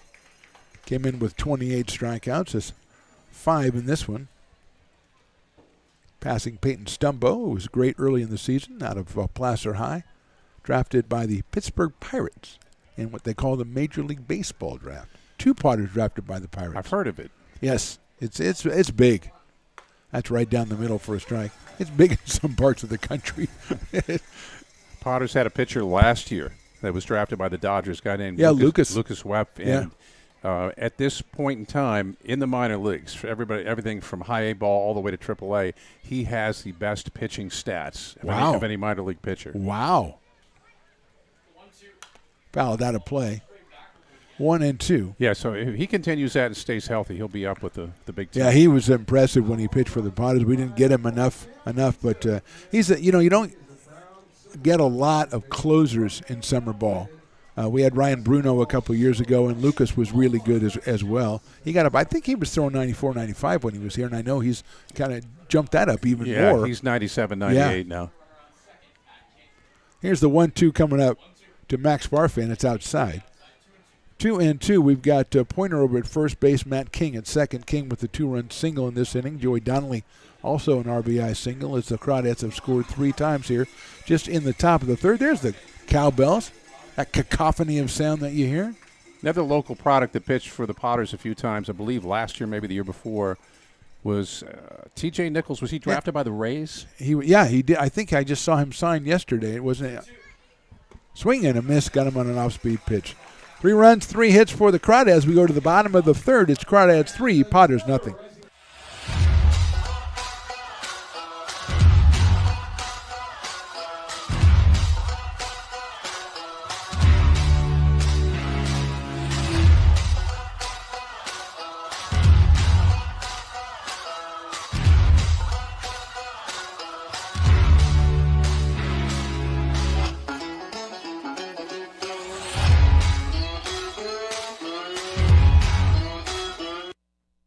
Being in the market for a new home comes with more than just buying a property. It is finding the right house in the right neighborhood in the right community. Since 2005, Lori, with Frey & Associates Real Estate, has lived and worked as a real estate broker in Lincoln. She is passionate about local organizations and volunteers with them as well. She's knowledgeable, she knows, she asks a lot of questions, she gets things done. We still learn a lot from Lori, and she's very helpful, very positive, and has been wonderful broker. We at Frey & Associates are your local hometown realtor, and we are here for you.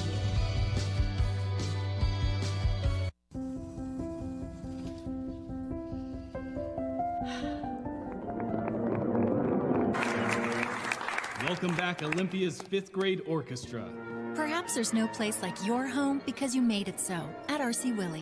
Lincoln Potters Baseball.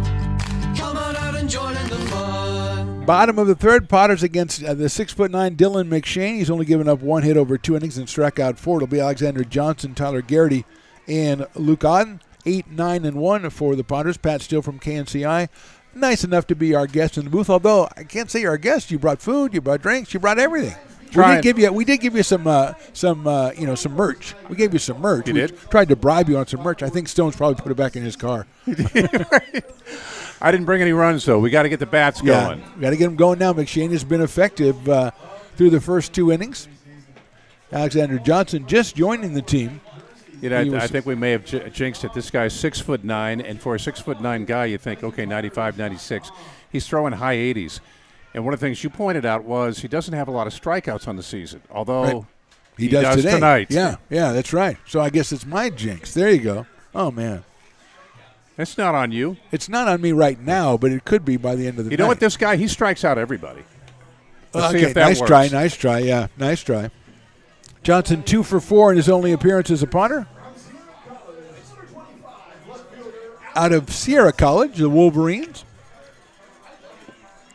Right-handed hitter against McShane, who works out of the stretch. That's in there for a strike. Just to your point, Pat, just at 81. I think he even took something off. Yeah, that was a little frisbee pitch. Yeah.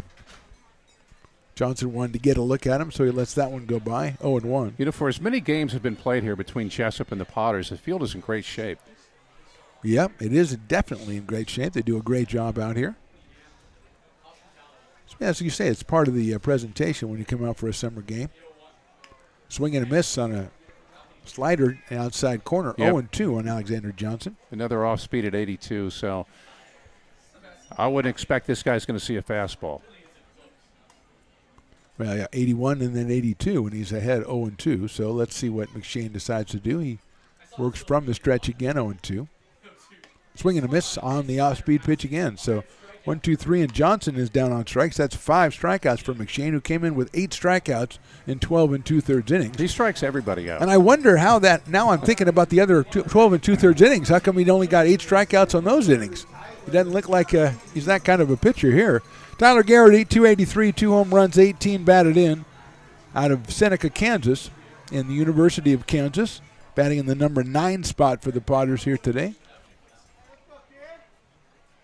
That's outside, gets back to the backstop. 1-0, Luke Auden, the on-deck circle, top of the order for the Lincoln Potters. You know, if you're still around in 2 years, you can celebrate the 100-year anniversary of McBean Park. Wow. Well, we had the 100-year anniversary of the Potters in 1923, so McBean started in 25? Yep. Yep. I say it's a date. I say if we're both You got it. I say if we're both here, we'll get Riley out here, we'll have a great time. 2-0 now on Tyler Garrity. Yeah, and those first 2 pitches that missed, fastballs. Oh, I see. You're trying to, okay, I see. 2-0. I want to talk to you at some point this evening about being the parent of a pitcher, because that's the toughest job in sports parenting as far as I know. I've always thought if your son is pitching, yeah, you should have open bar privileges. I could not agree more. And then when he's done and he comes out, you move out and the next parents come in. Ball 4, Garrity walks. Yeah, my son pitched in high school just briefly. He had one shining moment, but didn't pitch that much. But even in that one, he pitched once in the section semifinals, and I was a nervous wreck for 3 innings. And I know that your son Lucas pitched all the time, so I can't imagine. But it's got to be the toughest. I know sports parenting is tough at any sport at any position, but that's got to be the toughest. You try not to show it. You just want to cheer him on and tell him, how much fun it is watching him. And in the inside, but it's not. Inside, you've got racking. 18 ulcers going on. It's just crazy. Luke fouls that one back. Struck out to open the bottom of the first for the Potters, so he is 0 for 1. I just can't imagine that. I had a little taste of it for like 3 innings in one game, and I'm a wreck. And I know Lucas was a pitcher all through high school and into college, so I just can't imagine. It's funny. Tom, the guy I work with, he came to one game, and I was sitting next to him, and he made the remark. He said, "You're pretty calm for your kid pitching." I said, "You're not looking at my knee. Every time he'd throw a ball, my knee would flinch." 1-1. Yeah, I just had to know it. That is just crazy. That's a tough one. And the open bar would be, it is a youth game, so you really can't do the open bar, but in spirit, I think. Well, if you're a parent, you sure can. Out to the parking lot. There goes the runner. The pitch is off speed, throw to second base. It's going to be a little bit too late. It goes out. That's a great steal. Nice backup by the second baseman, but a steal by Tyler Garrity. And that was a called strike. So 1 ball and 2 strikes now on Luke Auden. He's got a runner in scoring position. Important. Now, this is something that Stones always talks about. The other team gets 3 runs. Important for you to come in and make some sort of statement. Right. Get a run, if not more. And from the other side, if you score 3, you want to get that shutdown inning. That's always his favorite. Right. But this is the other half of that. You got to go ahead and break through here. The umpire calls timeout because he wanted to hear more of our conversation. I'm really convinced that I think he was making sure that his count matched the scoreboard because the scoreboard had a 1-1, and now it's 1-2. He should know about our scoreboard. If you want to match it, you match it with Riley's scoreboard on our broadcast. 1 ball, 2 strikes. Garrity with a small lead at second. Auden takes that one outside. That one was close. That scared me. With Potter's history with the umpire, I would not have taken that pitch. 2-2. Luke has 21 walks, so he knows the strike zone pretty well. Do not leave it in that guy's hands, not in the umpire's hands. Reuben Church on deck for Lincoln. They trail 3-0. We're in the bottom of the third here from lovely McBean Stadium now. Very balmy weather, probably like 211 degrees. That's what they call Christmas in Phoenix. Outside for a ball. It's exactly what they call it. Was it last week or earlier this week? Death Valley was 131. Yeah, it was the big deal. Phoenix was 128. Yeah, and it was dry. You've had like 22 days of straight temperatures 110 or greater. How do you even? Oh man, You just never go outside. You can't. It's the opposite of 3-2. Minneapolis. Running an AC unit or AC company in Phoenix, I mean, you're vacationing all the time, aren't you? 3-2 coming up. Auden takes inside, ball 4. Ooh. Again, he knows the strike zone, and he is taking a chance with this umpire. Hey, and cheers. We'll take it.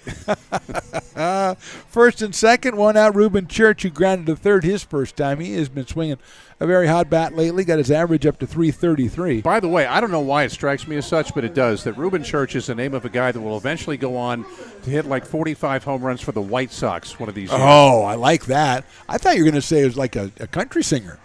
Maybe I'm responding to the Eric Church. We've got Eric Church. Sounds like a guy. He sounds like a gospel singer or something like that. Could be. The name is right there. Right now, I hope he does the 45 home run thing. I like that better.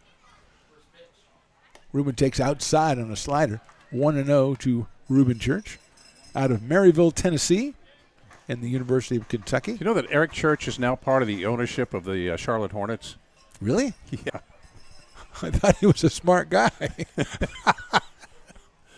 They actually don't have a very good team. They have LaMelo Ball outside for a ball, and I think they took Brandon Miller, which I would not have done. LaMelo Ball, and he's a decent player. No, he really LaMelo is a good player. You talk about putting up with the parents. Can you imagine putting up with that guy's dad? Well, that guy, though, he had so many kids doing so many different games. Of course, he got them all together on one team, which was smart on his part, AAU-wise. So he could watch them all at the same time. Yeah, and he's only making one trip. Yeah, Anybody exactly. who's got 2 kids or more in sports, Oh, you know how you divide that up. Yeah. What's the fastest way to get across town? That's what you know. By the second year of having 2 kids play sports. Mm-hmm. How can I get from this soccer game to this one to one in Rockland? You had that with both your boys, right? Yeah. 2-0. He's in a great situation right here. That is ball 3. 3 balls and no strikes. All of a sudden, this strike zone has tightened up a little bit. It went from being really loose to batter friendly now. He picked a good time to do 3-0 pitch. it. Now, usually, as you know, in baseball you would take this, but it's summer ball, so green lights abound on 3-0. That is inside corner. Well, there goes your tight strike zone. 3 balls and 1 strike. That was a strike, and it's also a Thank 3-0, you. a pitch that you probably don't swing at. No, you don't. You're not doing anything with that pitch, and that's the key on a 3-0 pitch. You want to get something you can do something with. Auden at first, Garrity at second, 3-1 coming to Reuben Church. That's a balk. I believe we've got a balk before the pitch, and I think it was too quick. Didn't come set. That would be my estimation on that one. So that moves the runners along, no pitch, and so I think it would have been ball 4 anyway, so it would have been bases loaded. But now Church has a couple of runners in scoring position. He has 13 runs batted in on the summer. Just his 10th game. So he's been very productive, scored 7 runs, on-base percentage of .500 for Reuben Church. Nolan Wilson, who's been on fire, is on deck. Swing and a miss. 3-2. That one got by him. Clocked at 88. Didn't look that fast from up here with the naked eye. Mm-hmm. He had a little cut to it, too. Came back over the plate. So good pitch by McShane. Now he gets himself to a 3-ball, 2-strike count on Church. Good crowd out here for, this is a Friday night. Is this Friday? Yeah, it is this Friday. Is Friday. Yeah. That squib down toward first base is going to be handled by Donnelly. He'll take the out at first, and the run will score. So it's an RBI ground out as Garrity scores, an RBI for Church. Moving to third is Luke Auden. The Potters are on the board, and it is now 3-1 in favor of the Crawdads. And here's Nolan Wilson. Had a couple of 4-hit games earlier in the week, then had 2 hits last night, including a home run. So he has been swinging a hot bat, singled his first time up tonight. So he is up here with a runner at third and 2 outs now in the third inning. Church did what he had to do, though. He gets the ball in play, gets the run across the plate. Wilson swings and fouls it away. Nolan from Roseville, California, University of Nevada, Reno. Wearing number 9. Potter's wearing the all. What do you think about the all-orange, Pat? What's your assessment of the all-orange? I like the all-orange. Okay. I like the all-orange right. with the black numeral. I'm sorry. I'm going to do Gary Gerald. Decked in the all-orange with the black numerals. Nice. The home team Potters. Thanks, GG. Gary Gerald, voice of the Kings. God bless him. He's been Pop doing up. it forever. Right side, Donnelly going after it. He's going to have a play. I think here comes the second baseman. Donnelly will get it in foul territory and make the catch. So 1 run for the Potters. They leave 1. We go to the top of the 4th. Crawdads 3, Potters 1. Old Town Pizza, a proud sponsor of your Potters baseball, will deliver you a slice that you won't soon forget. Come see why they've been voted the best of the best 12 straight years. Visit otpizza.net to get yours today. But don't take it from me. I think Old Town Pizza should be expanded through the state or even through the country because it's so delicious.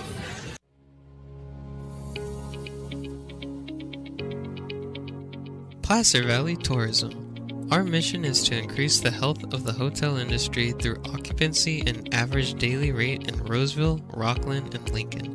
Proud partner of the Potters in the 2023 West Coast World Series Tournament from August 8th to 11th.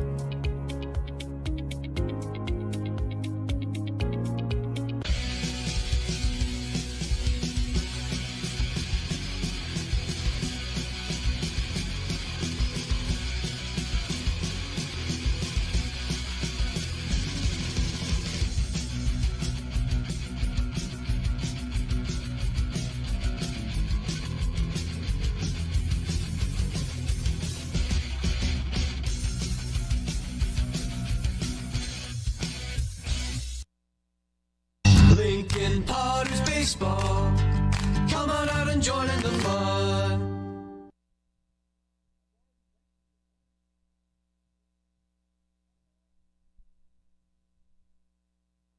Top of the 4th inning, Crawdads 3, Potters 1. Caden Hunter, the new pitcher for the Potters, the left-hander out of Roseville, California, and Sierra College, will take on Ryder Helfrich, Griffin Harrison, and Ryan Ellis. And you are correct, sir. He went to Granite Bay High School. Granite Bay High School. Caden Hunter relieving Cooper Robinson, who went 3 innings, gave up 5 hits, 3 runs, walked 2, and struck out 6. So here is Ryder Helfrich, who struck out his first time up.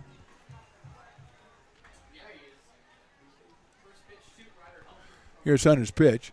Fastball is in there for a strike at 90, left-hander. Caden Hunter.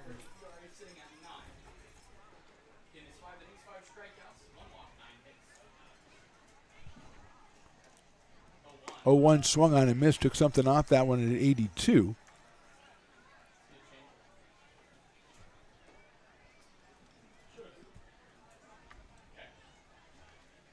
Third appearance for Caden Hunter. That one is down low for a ball. He is 1-0. 5 innings pitched, 5 strikeouts, and 1 walk. Swing and misses on the fastball. The outside corner got him on strike. He's very effective on the outside corner of the plate. As a left-handed thrower, I have a question for you. When was the Phantom bobblehead night, and how come I didn't know about it? First of all, it was last year. Secondly, I don't know why you didn't know about it. Everybody knew about it. Everybody wants one. They are the top item selling everywhere on any kind of marketplace you want to name. They're pretty good, huh? Look at that. They're very good likenesses. Yeah. Well, likenesses, I don't know. That's down low for a ball. It's Nolan Murphy, the assistant GM, is the guy who designed it, and he said every time he saw me and Stones at work, I was always sitting down and Stones was always standing up, and that was the model for the bobblehead. I think Stones looks tremendous. I look about 90 years younger, which I love. Inside corner. Yeah, you don't have one wrinkle there. I don't know how they did it. I don't know how you do that. That is great. I would think even the material would protest against that assessment. That is down low for a ball. It'll be 150 years from now, an AI Phantom's going to be calling Hey, that one's high for a ball. Griffin Harrison is the Dueling Dogs batter, Pat, which means if he strikes out, 50% off Dueling Dogs products. Fouls it out of play. We're 2/3 of the way there. And then you can see down at the Brick and Barrel backyard, you'll see just a surge of people go down there. I'm watching. 50% off. I got my eye on that. Now, it's a different crowd because the Stones and I, when we did that first year, the second year, whenever one of these would happen and they would get the strikeout, he went around Ump. Come on, Ump. He went around. Yes. Yeah. Ring him up. We want the 50% off. Strikeout of Griffin Harrison. No offense to Griffin Harrison, but we want that 50% off. Now, in the old days, it was kind of a different Look at crowd. them go, man. They're out of their seats. Here they go. There they go. Right. And Piper's always first, and I don't know why that is, and I kind of suspect that. Piper always gets down there ahead of him. So 2 outs, and that'll bring up the top of the order. That's Ryan Ellis, who's flied to left and struck out. Piper, man, he looks so sweet and innocent. First, he trips a 4-year-old on the field. And then I think maybe stepped on his back or something. I don't know, man. Well, he stepped over him, didn't give him any assistance, and now he's first in line for the freebies. Yeah. Popped out of play by Ryan Ellis. But you got to respect a mascot that gets in the beer line, don't you? Yeah, well, yeah. I mean, he doesn't. I don't know if he carries any money. I think he just puts it on his tab. Put it on my tab. Put it on my tab. 0-1 on Ryan Ellis. Oh, Piper's a great mascot. Ellis takes that one inside for a ball. 1-1 on Ryan. 391 coming into the game tonight. 3 home runs, 22 runs batted in. Playing out at second base for the Crawdads. Here's the 1-1 from Hunter. Nice looking pitch, a fastball in there at 91 from Caden Hunter. Man, your behind-the-scenes crew, you can all tell. You can tell that they're like early 20s, because every time I look over, somebody's got ice cream going. Yeah, ice cream, shaved ice, yeah. Pizza, whatever. Yeah. Remember when you could eat whatever you wanted? It didn't matter. Man. And they look at you like, don't you want any? You're like, oh. Riley last time got the ice cream in the helmet. That's a good look, the Leatherby's ice cream in the helmet. That is a classic. That looks so good. So good. 2-2. You get a lot of I tell you, you don't eat when you come out to the Potters game because you got Fat Cat, you got the brats, you got the dogs right down there outside for a ball. You've got, obviously, beverages are covered, as you know. And then you got dessert covered as well. And if you want to polish off a shaved ice, Tom was very critical of the shaved ice. Was he all over? He didn't like it? He did not care. He said, I don't understand why people get that. I said, Tom, we're trying to sell some shaved ice over here. Come on, buddy. Don't you understand about that promotion? 3-2 pitches chopped out toward shortstop, handled by Auden. Going to bounce it over to first base and get him by a half a step. Nice play. Good play at short and at first, and good inning for Caden Hunter. We'll go to the bottom of the fourth. Crawdads lead at 3-1. Hi, Bill Evans, President of the Placer County Association of Realtors. We're in the store, our conference facilities, an amazing team that helps keep together an amazing organization. And we thank them all. This organization can't do what it does and can't run the way it runs without the help of so many members volunteering their time. The success of the Placer County Association of Realtors is largely dependent on our active volunteer members to help our organization and industry. The work of our committees greatly impacts our ability to champion efforts across the board and giving back to the Placer County community wherever we can. Like all service organizations, I wanted to serve. And getting involved with the affiliate committee was the perfect way to do that. I love being able to serve my community with my business friends and other leaders and give back to those who are in need. The thing I love about the PCAR committees is they all work toward the same goal of bringing the community together to support those in need in our surrounding area. I instantly came to the meeting and had a wonderful time, felt like I was a part of something bigger, and it was just the start of my leadership journey.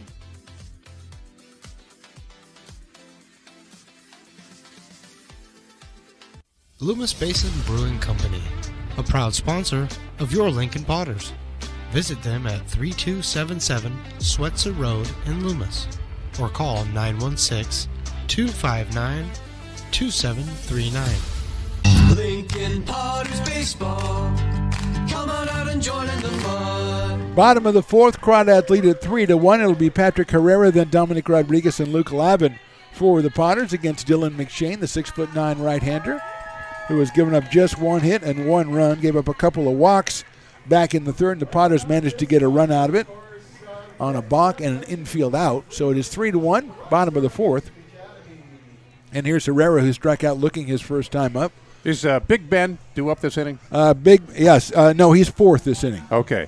We got to get him to the plate. Because we got to make a correction. What do you mean we? Well, I do. I got egg all over the face and the arms and the legs and everywhere now. My favorite person of the whole season, and I butchered her name. No, but we'll get to that. We'll get to that. Big Ben is my guy. Okay, well, you'll take care of it then. Here's Patrick Herrera outside for a ball. Patrick out of Mesa, Arizona, and also the University of Kentucky. The same school as Big Ben, so there you go. McShane from the stretch. Popped up right side. Donnelly coming in. Now the catcher going back, and it's going to be out of play. Ooh, that one just got snuck in and between the screen and the tarp. Almost had a almost had a good play, almost had an injury down there, Pat. You got to be aware. You got a different take than I do. That guy totally missed it. It was right there, dude. Right there. You got to make that play. Right. Yeah. You're going to go home and you're going to think about that when the rest of the night, aren't you? You are. You really are. Yeah. Unless you go down the Brick and Barrel backyard. That's a tough one. There's still 50% off, remember. Outside for a ball. It goes through the bottom of the inning when the dueling dog batter strikes out. So it's really this is the bottom of the inning. Yeah, I can't believe Stones isn't down there hooking us up. Stones doesn't do hookups. Stones goes by. He just goes and draws his own beers. He doesn't really care about waiting in lines. 2-1. Herrera takes a fastball outside, 3-1. Yeah, Stones is pretty much just kind of part of the fabric of the Potters right now. Uh-huh. So he just kind of moves into whatever concession stand it is and just kind of smooths his way in, smooths his way back out. He doesn't wait in any lines. 3-1 to Patrick Herrera. That's chopped down to first baseline. Donnelly has it. Well, knocks it down. Now he picks it up. Now he's going to get there a step before Herrera gets down the first baseline. So he is retired on a ground ball to first. One out here in the fourth. And Dominic Rodriguez, who grounded to first his first time up. 3 grounders to first base for the Potters already, Pat. What kind of trend is that? Right now? Yeah, we've grounded to first 3 times. Well, I think this guy's fastball has a lot of movement to it, and what you're seeing a lot of ground balls that aren't hit that well. There's squibbers and so I would be patient and not, especially at 3-1. Maybe don't swing at that. Got to make them come to you a little bit more? I would Don't think go out so, after it? Okay, I like that. Be a little more patient. All right, Rodriguez up here out of Turlock, California, and San Joaquin Delta College that you were taking. Hey, they've got a great program. Throwing shots at earlier. Right-hander against the right-hander, Dylan McShane. Just 50 pitches for Dylan McShane so far. Swing and miss fastball at 86, which seemed a lot faster, and I think it's because he lets it go so close to the plate. 0-1 on Rodriguez. He's followed by Luke Labin. How tall is Randy Johnson? Is he a 6'9"? 6'10". Yeah, so this is kind of the same thing. Yeah, but he was scraggly too, which added some menace to him. Rodriguez hits it sharply out toward shortstop, picked up out there by King across the diamond, and almost pulls him off first, but does not. Stretched by Joey Donnelly to record the second out of the inning, and that'll bring up Luke Labin, left-hand hitting catcher who struck out his first time up. 257 for Luke, a pair of home runs and a dozen runs batted in on the summer. Young catcher. Big left-handed hitter, 6'4", Luke Lavin. So pretty big frame for a catcher, much like Mr. Daniel Susak, Potter legend. Didn't do a lot of catching when he was here over the summer. Over the summers, I should say. Did they have him play first base? He played first. He plays some outfield, did a lot of DHing. Hits that one sharply down the first base line. Donnelly's in front of it, gets over to the bag and gets him at first base. So 1-2-3 for the Potters in the fourth. We move to the fifth, and the Crawdads lead at 3-1. Lincoln Potters baseball. Placer County's best-kept secret is back for another exciting summer at historic McBean Stadium. 33 action-packed home games loaded with fun for the whole family. Local beer, wine, and eats. Fireworks, giveaways, theme nights, kids zone, and more. Come join in the fun and enjoy small-town baseball with Major League Entertainment. Tickets on sale now at LincolnPotters.com. Lincoln Potters baseball.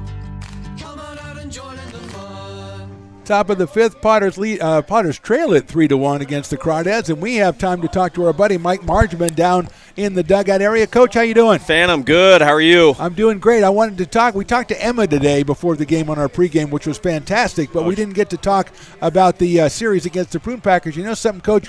When the Potters take a series from Healdsburg, it's big news, and congratulations on that. Thank you. Yeah, I think for us, it's, I think one of the things we're trying to get is back a sense of normalcy. Like that's, it's an accomplishment to win any series. Obviously, to beat them and a good club that they have, was always a good thing, and especially coming into the home stretch here of the season and the playoff battle and things like that. So really good series. Boys played well, responded well to some adversity, so it was awesome to see. Yeah, 3 wins in the last 6 games against the 2 best teams, Mike, but they're all 3 on the road. Is it too comfortable at home here? What's the deal? Yeah, I don't, to be quite honest, I don't know. I think, we've had guys that have stepped up. We've done some good things on the road, and just we've had some inconsistency at just different times, and maybe guys are they're throwing, a guy for them tonight throwing pretty well, so maybe guys are saving their guys for when they come here, in front of our good fans here in Lincoln. So we'll try to switch the luck around here tonight. Talk to me a little bit about Cooper Robinson tonight. Not as sharp. It wasn't throwing badly, not as sharp as usual. Gave up a couple of base on balls. He doesn't usually do that. No, not as sharp on some of the things. Off-speed stuff wasn't really in there. I thought actually his little change-up split that he throws was probably his best pitch today. Great depth to it. Wasn't quite as sharp as we've seen Coop, but 3 runs. That's nothing. We should, with our offense. We're putting up quite a few runs a game, so.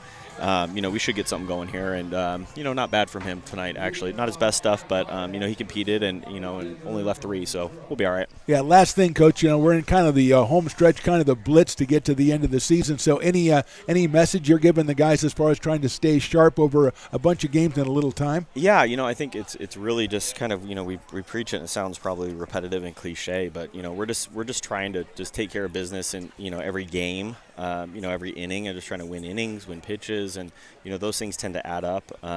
Big picture, it's really hard to look ahead and go, okay, well, we've got, I think it's 10 games left or whatever it is, and you start looking at the deadline of it being end and summer being over, and back to school, and so I think it's sometimes just.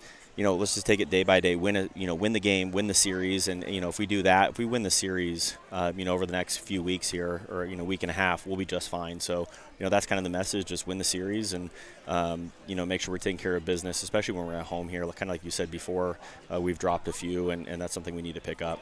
Well, Coach, I'm going to let you go, but I got a special guest up here, Pat Still from KNCI 105.1. Are you a country guy? Oh, I'm a country guy. Well, then you know Pat, obviously. Oh, absolutely, absolutely. I'm sure you guys are chopping it up over there, and we have some good walkout. We have a few country guys on the team, decent country songs being played, but we probably need a few more. Well, Coach, I think you're missing Luke Bryan tonight out of Wheatland, so get a win. Oh, he's at Wheatland tonight? Yep, he sure is. Oh, man. Man, I'm surprised. I thought it was ladies' night or something like that. I was like, no wonder no one's here. Coach is out of here. Yeah, I was just, all the country girls are shaking it out at Wheatland, I guess. So. Yep. All right, we got to get out here and go to Wheatland, Coach. Thanks a lot. We'll talk to you again on Sunday. You know it, guys. Appreciate it. Nice talking to you. Thanks, Coach. Mike Marjama, A Minute with Mike.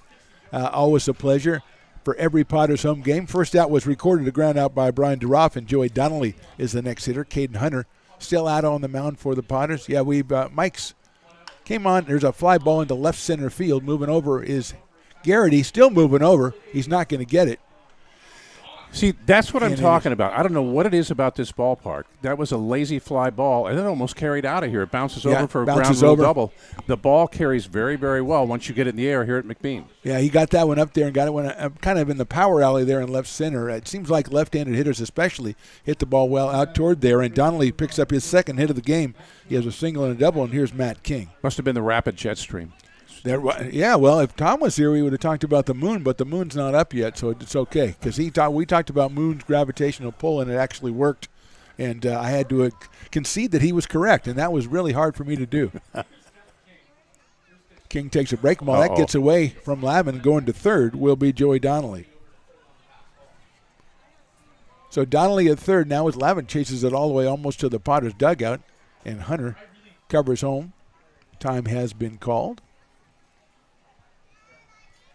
Yeah, I kind of thought Coach Marge was a country guy. He kind of had that feel about him. He joined the team at the end of last year, and he played a couple years in the bigs and did in the way he went through every single step of minor league ball and all the way. So he's got so much invaluable information to pass on to the kids as far as the steps that you've got to take. When you're not the star, the things you have to do, and I think it really helps. Well, he looks like he's super intelligent, so of course he would be a country guy. I guess 2-0. I guess. I don't know. I'm thinking of country guys, and your partner's one of them, and that super intelligent thing doesn't exactly work for me. Swing and a miss on a fastball at 88. He just said he convinced you on the moon's gravitational He did. pull. Well, what he did, Pat, he said the moon was beautiful, full moon right over center field there, and he was talking to me about the gravitational pull, which I didn't really buy. That's a fastball in the inside corner. That is a nice pitch. 2-2. And at an inning or so later, they hit a fly ball out to center field right where the moon was, and it fell like 10 feet to the left of the center fielder for no reason. So it was the moon that did it. I saw it. So, I mean, we recorded it. It's on tape. It happened. So I don't know if Tom's a genius or he got lucky. Hit right back to the mound. Hunter's got the runner between third and home, and he goes home to Lavin, runs him back to third, and run down. A nice play by the Potters.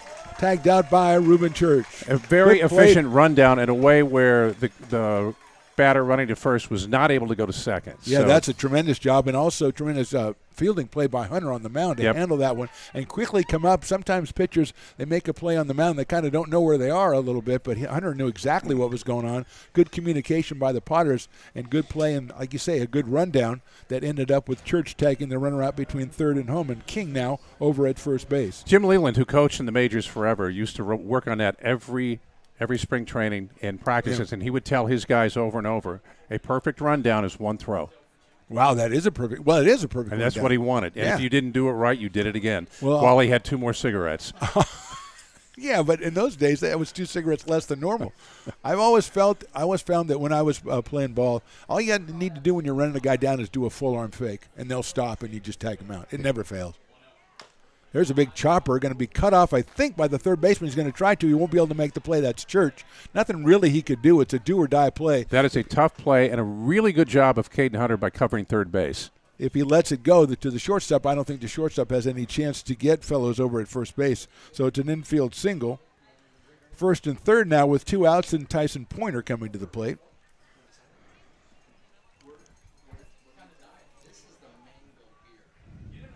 So King is at second. Fellows is over at first. And Pointer, who has singled and walked so far in this one, stole a couple of bases back in the second inning. Hunter checks the runner at second. Comes to the plate and a breaking ball inside. Too far inside. 1 ball, no strikes. Max Farfan. Next for the Walnut Creek Crawdads. Hunter out of Roseville, California, Granite Bay High, and Sierra College. For his second inning of work, that fastball is on the inside corner.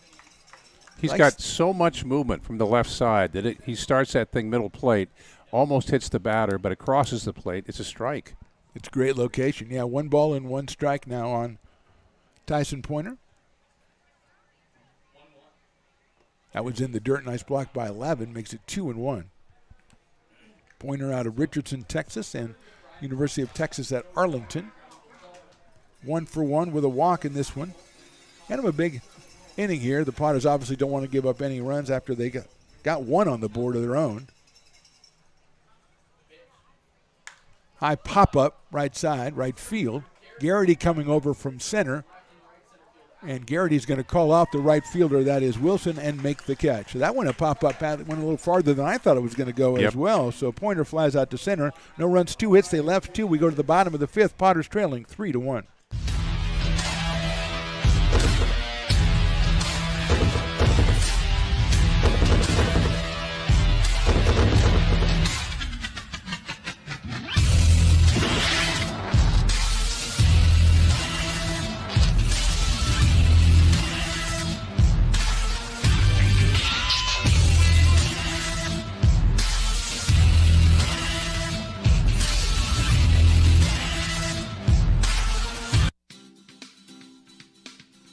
Air Design Incorporated, where you feel the difference. We are a locally owned and operated heating, air conditioning, and custom sheet metal company committed to the highest quality of craftsmanship at a competitive price. Our trained and certified technicians have the knowledge and experience required to install, maintain, or repair your home comfort solutions. Our upfront pricing gives you the peace of mind because you know your price is locked in. Call Astro Air Design Incorporated today.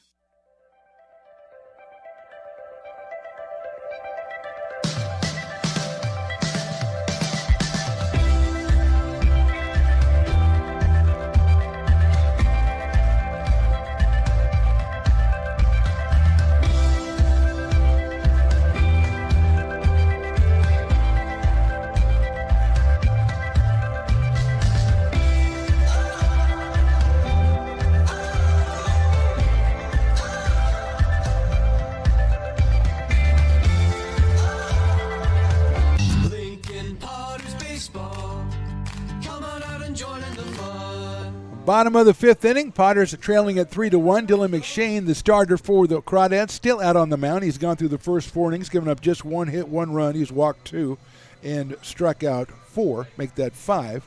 He'll face Ben Higdon, Alexander Johnson, and Tyler Garrity, 7, 8, and 9 for the Potters here in the 5th. Here comes my man, Big Ben. Big Ben Higdon. And Mom is watching in Paducah, Kentucky, and Mom is not Carol, as I called her. It is Julie. I got that. Everybody in the parks come up and told me that. Everybody in the place knows it but me. So Julie, my apologies, Julie. I met you. You were fantastic, and I'm just a loser. Julie, you have a lot of fans. You really do have a lot of fans. Also, shout out to Grandma who's in Florida. Grandma is in Florida. That's popped up.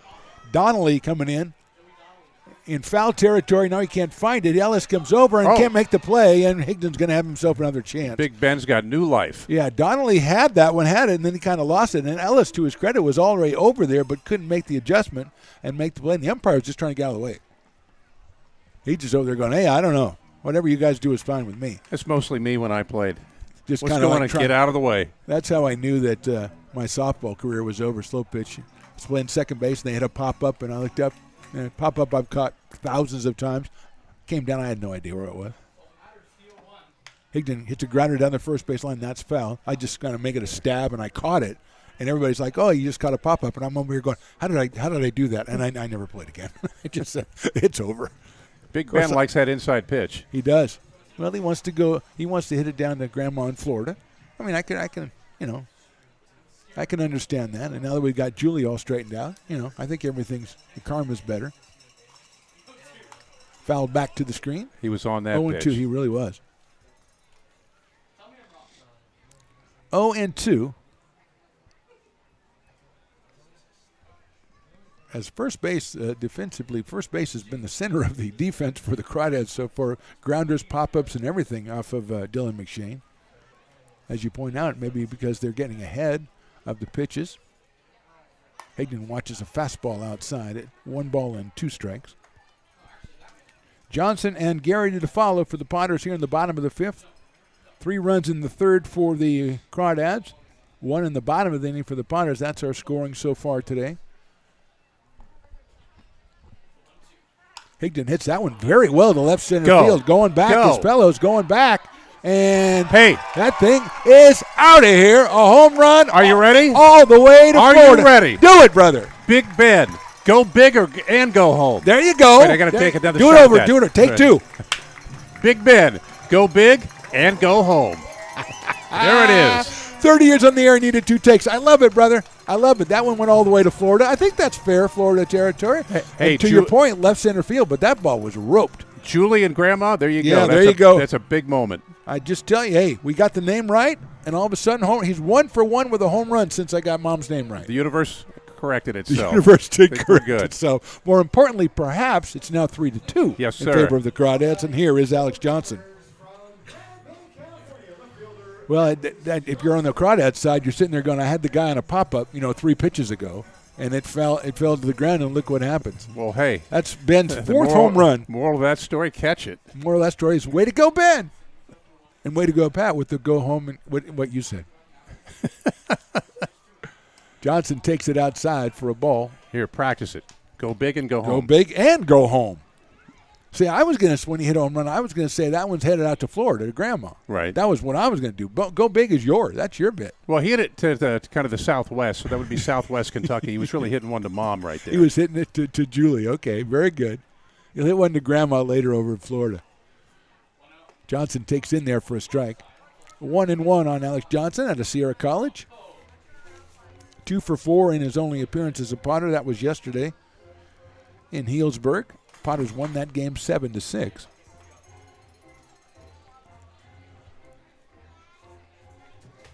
Dylan McShane from the University of Oregon on the mound. 1-1. Johnson takes outside. 2 balls and 1 strike. And you know how this game works. You just hope that it's true. All it takes is one guy breaking through, and then the rest of the team goes, oh. That's how you do it. Yeah, we can do this. Exactly, yeah. 2-1. Let's see if there's anything going on in the Crawdads bullpen. I don't see anybody up and throwing, as McShane had 61 pitches, so not that many really. Here's the 2-1 coming to Johnson. That's fouled back to the screen by Alex. 2-2. Tyler Garrity, the number 9 hitter on deck for the Potters, as Higdon leads off The bottom of the fifth with the home run makes it 3-2 Crawdads.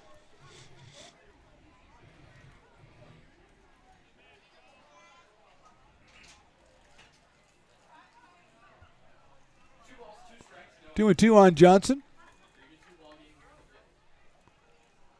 McShane works from the stretch. Here's the 2-2.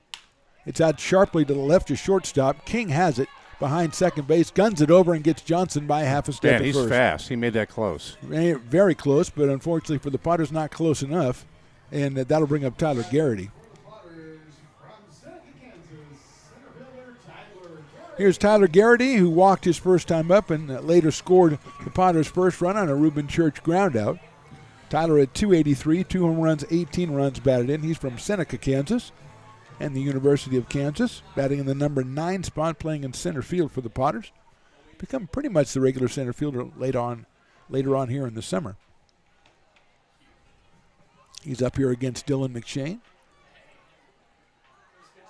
Garrity takes it outside, laying off that breaking ball a little bit better, or slider a little bit better than they had earlier in the game. I think that's smart. Maybe Coach talked to him a little bit, said, hey, look, he's not hitting with that pitch. Be patient. Trying to tease you, trying to tempt you with that one. Luke Auden, the top of the order on deck. 1-0 pitch coming to Tyler Garrity. Swing and a miss on the fastball at 87 by McShane. I think he topped out maybe at 89 so far tonight. But again, with the 6'9" frame and his release point, it seems like it's a little bit quicker. Pitch number 65 for Dylan McShane. Comes out of Stockton, California. 1-1 pitch misses outside, 2-1. That's the one. The fastball in the outside corner is the one that's been getting the call on, and he's just a little bit outside. Not in with the it past now. 2 innings. Yeah, he's been a little bit further outside with it in the last couple innings. 2-1 on Tyler Garrity. Pair of home runs for Tyler this summer. Inside corner for a strike. Thought it might have hit him, but that almost did hit him. I was hoping that, I'm not hoping for Tyler, but I was trying to get a base runner there in a cheap way, but I did not think it would be called a strike, is my point. No. 2-2. But then again, look where he sets up. That umpire set up right on that inside corner. So, and Tyler is very close to the plate. Swinging a foul ball into the catcher's glove on that slider for the strikeout. So 2 outs here. 6th strikeout for Dylan McShane, and Luke Auden coming to the plate. He has struck out and walked. Struck out in the first inning, walked in the third. Potters have scored once here in the 5th. Cut the lead to 3-2 in favor of the Crawdads. Dylan McShane has gone all the way for Walnut Creek so far in this one, although there is some movement around in the bullpen right now for the Crawdads. Luke checks on the off-speed pitch. It's down low for a ball and inside. 1 ball and no strikes on Luke. Picked up walk number 23, I think it was, in the 3rd inning. On base 513 coming in tonight. 1 for 2 tonight, so it went down a little actually. Takes inside for a ball, 2-0. Reuben Church to follow.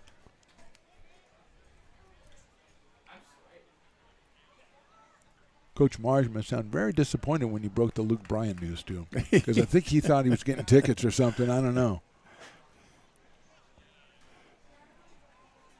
Just waiting for him to hit me up for meet and greets. I'll send him your way. Sorry, can't outside help you. 3-0. Oh, come on. You have to be able to help. That's Coach Marge, and you're the man. You're Pat. Of course, you're also the guy who, when he's the guest of somebody else, brings food and drink. So maybe you have kind of a skewed idea of what's going on. We might get a base runner here. Well, 3-0. High, ball 4. So Luke gets himself another base on balls. Well done. He is at first base with 2 outs, and here's Reuben Church. Grounded to third, grounded to first, picked up an RBI on the ground ball to first, and we're going to have a meeting at the mound. I think we'll step away for just a second, Riley, as the Crawdads are going to powwow in the middle of the field. We're in the bottom of the 5th. Potters trail it 3-2.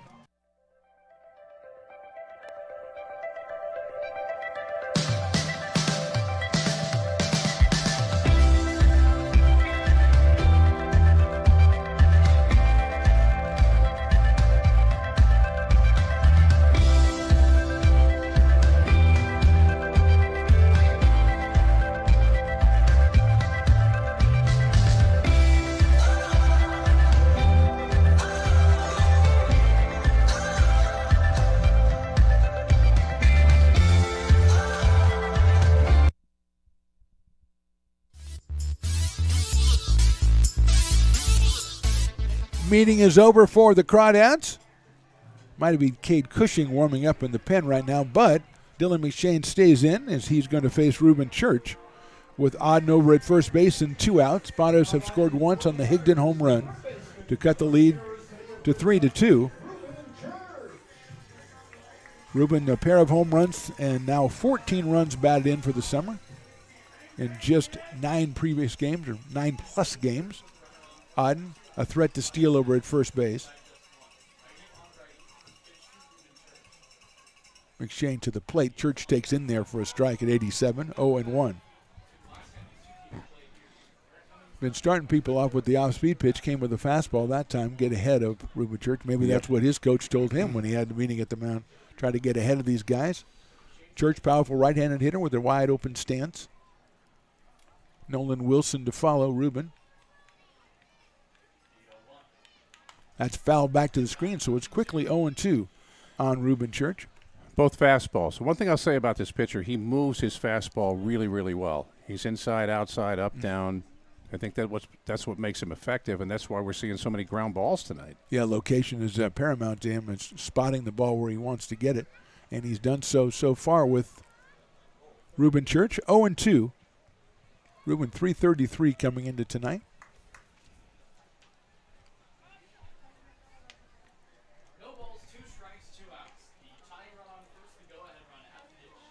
Here's the 0-2 to Reuben Church. Auden looks like he might think about it, but he doesn't go. Church hits it sharply out toward Matt King at short. He's got it, going to go to second for the force, and that's it. 1 run for the Potters in the 5th. We go to the top of the 6th. Crawdads lead at 3-2.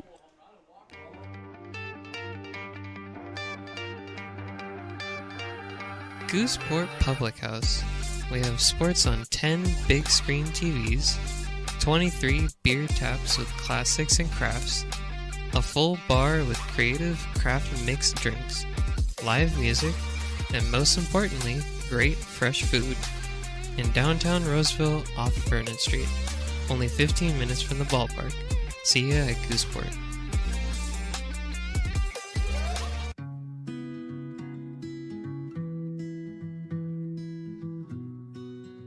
Lincoln Area Archives Museum is the official partner of the Potters' 100th anniversary season. The museum is located just around the corner in Bierman Plaza in the center of the Old Historic District.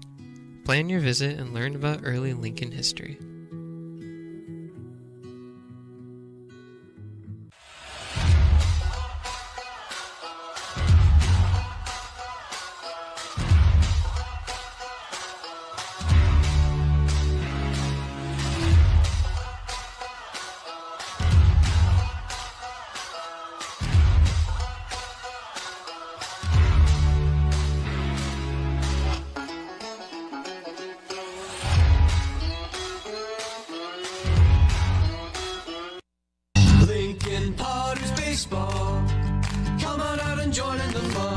Top of the 6th, Crawdads 3, Potters 2. Caden Hunter still out on the mound for the Potters. Pat still in the broadcast booth with us. Thanks for coming out here, Pat. Really appreciate it. It's always a great time here. I'm watching the dance-off. Piper, the mascot's having his dance-off. Kids love it. Does he run a great dance contest or what? He kind of does. I don't know that there's any prize for it, but there is a prize. I think it's tickets or something. Yeah, it just he's got his Secret Service guy. That's his Clint Eastwood on the Secret Service. You're protecting him. He always takes a bodyguard when he goes into the crowd. Is that your Tennessee dude? Yeah, that's a volunteer, yeah. Right. I notice he doesn't smile much. He doesn't smile much, and he only wants to talk about Tennessee. Fastball to Max Farfan outside. Max has struck out twice in this one. Yeah, that's Dylan, the volunteer from the University of Tennessee. I can't blame him. Tennessee's got a good program. Personal bodyguard to Mr. Piper. Piper Peacock. 2-0.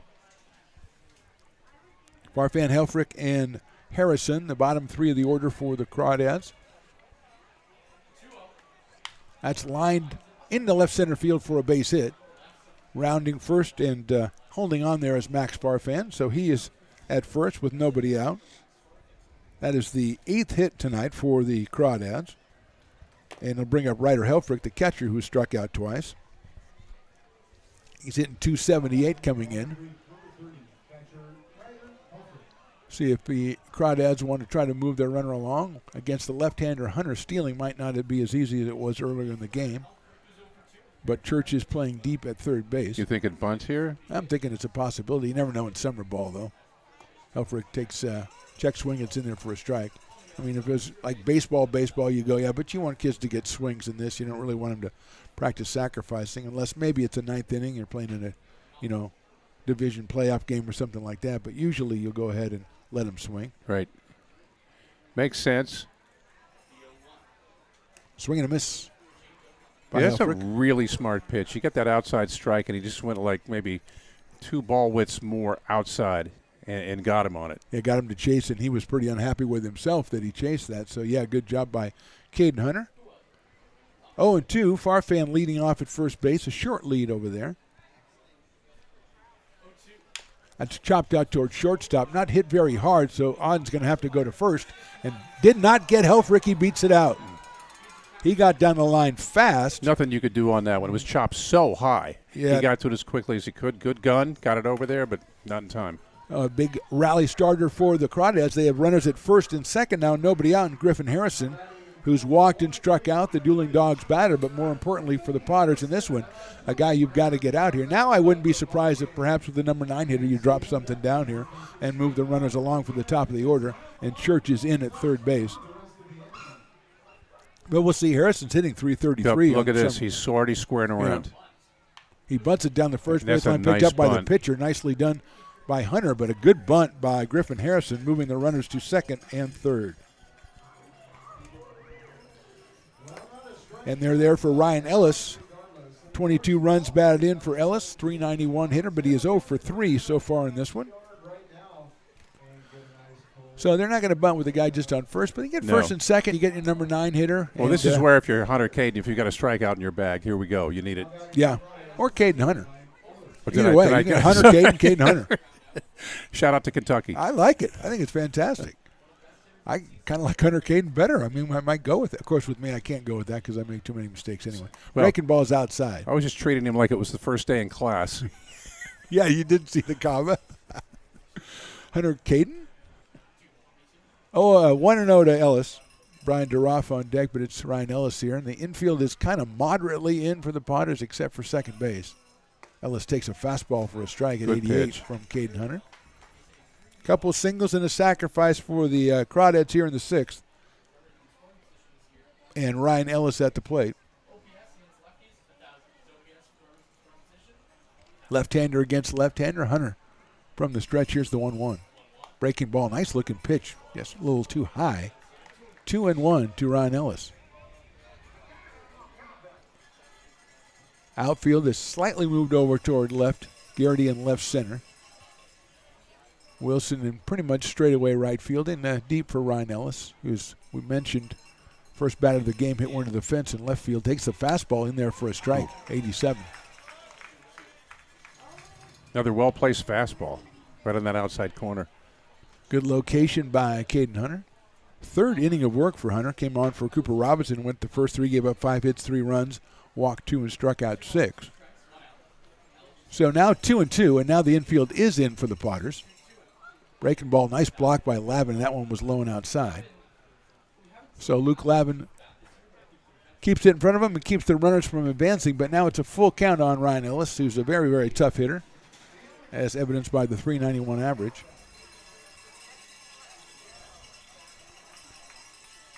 Cowbells are going. I mean, if the power counts for cowbells, I mean, we're doing what we need to do.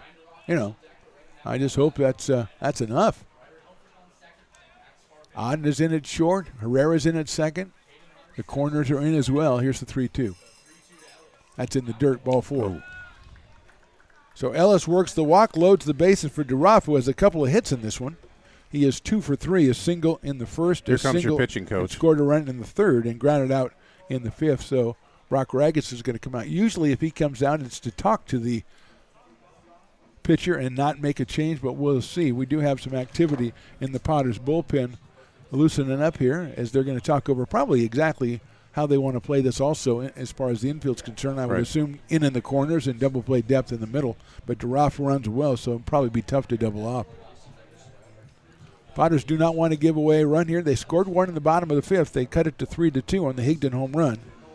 And the Crawdads came out with a couple of singles, a sacrifice, and now a walk. DeRoff at 274. He has 24 runs batted in on the summer. From Danville, California, UNC Charlotte. 6'1" and 195 pounds for the right-handed hitter. Playing out in right field tonight for Walnut Creek. So Potters, as we said, in the corners, double play depth in the middle, and it looks like Hunter will go. Hunter Caden or Caden Hunter will both go from the windup.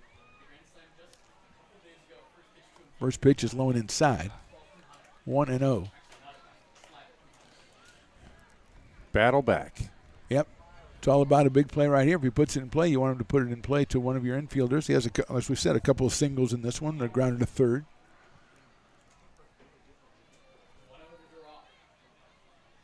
Hit sharply in the left field. That's a solid base hit. 1 run scores. Here's the second runner. They're going to hold him as the throw is cut off by the third baseman. It's an RBI single for DeRoff, his third hit of the game. Scoring is Farfan. Moving to third, Helfrich, and at second now is Ryan Ellis. And it is 4-2 in favor of the Crawdads. And Joey Donnelly, who's got a single and a double and a strikeout in this one. He's RBI single in the third, and he doubled in the fifth. Another well-placed hit. That's the third one tonight. That one's hit sharply right there. And all three have scored a run. Yeah, that one was hit sharply right there. Donnelly swings and misses at a fastball at 89. Usually, now the ground balls that have been hit too, guys, have not been hit all that hard. There have been a bunch of choppers and stuff, but that one was hit pretty solidly. Got out to Johnson, who got it in quickly. Cut off by Reuben Church. Here's the 0-1 by Hunter outside, 1-1. Down at third is Helfrich. At second is Ellis, and at first DeRoff. Helfrich with maybe the key play in the inning, legging out that infield single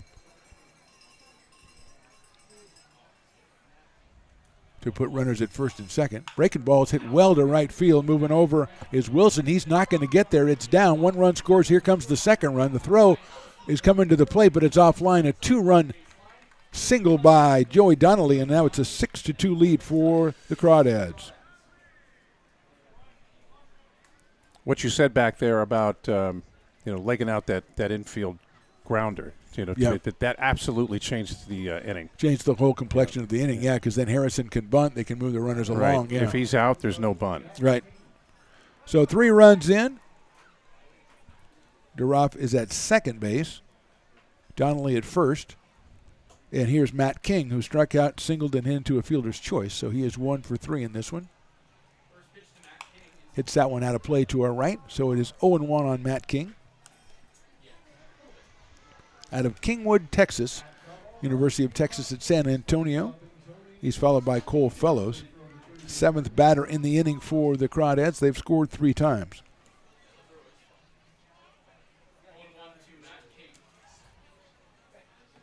Hit sharply back to the mound. Hunter has it. He's going to go to third with it to hit the force throw to first.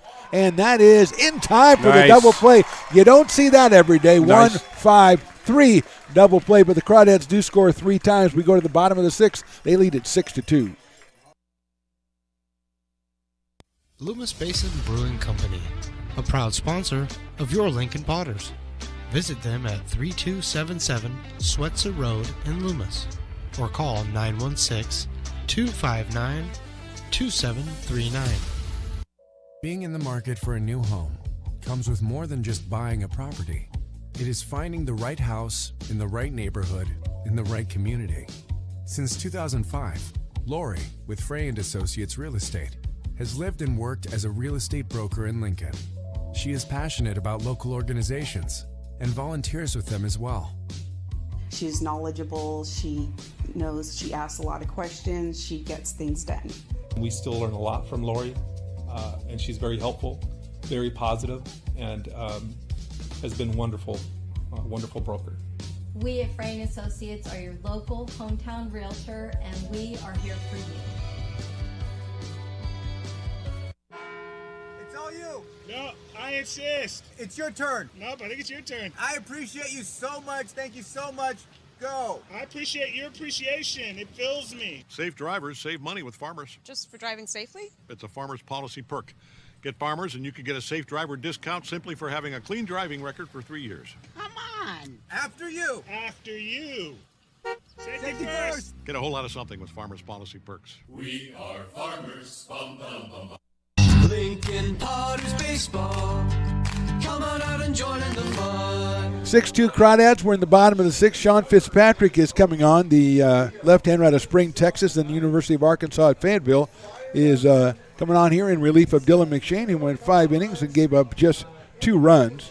Fitzpatrick pitched against the Potters back on July 15th, went 4 innings, gave up nothing, struck out 8, and picked up the win in that game. Wow. So he is coming in here to face Nolan Wilson, Patrick Herrera, and Dominic Rodriguez. Yeah, he was very, very effective in a game that was seesaw back and forth, and he came in and shut down the Potters over the final 4 innings, and the Crawdads pulled out the win. I believe it was 9-6 in that game, a game the Potters led 5-0 and 6-2. So he's out here now to take on the Potters.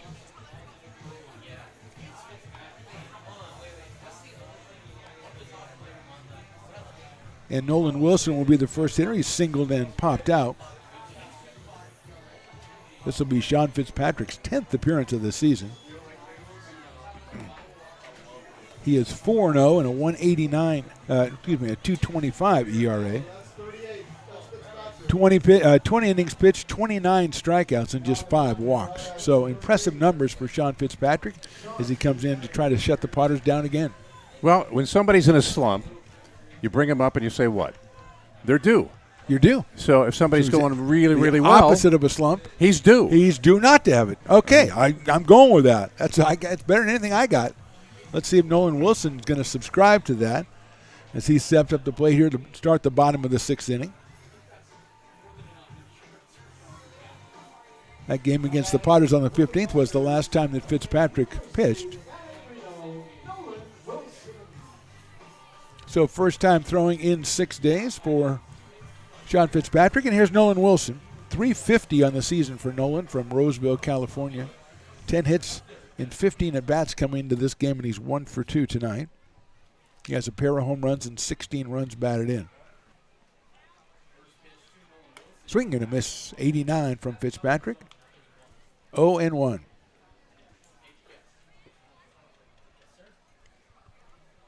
(6-2) Crawdads, bottom of the 6th.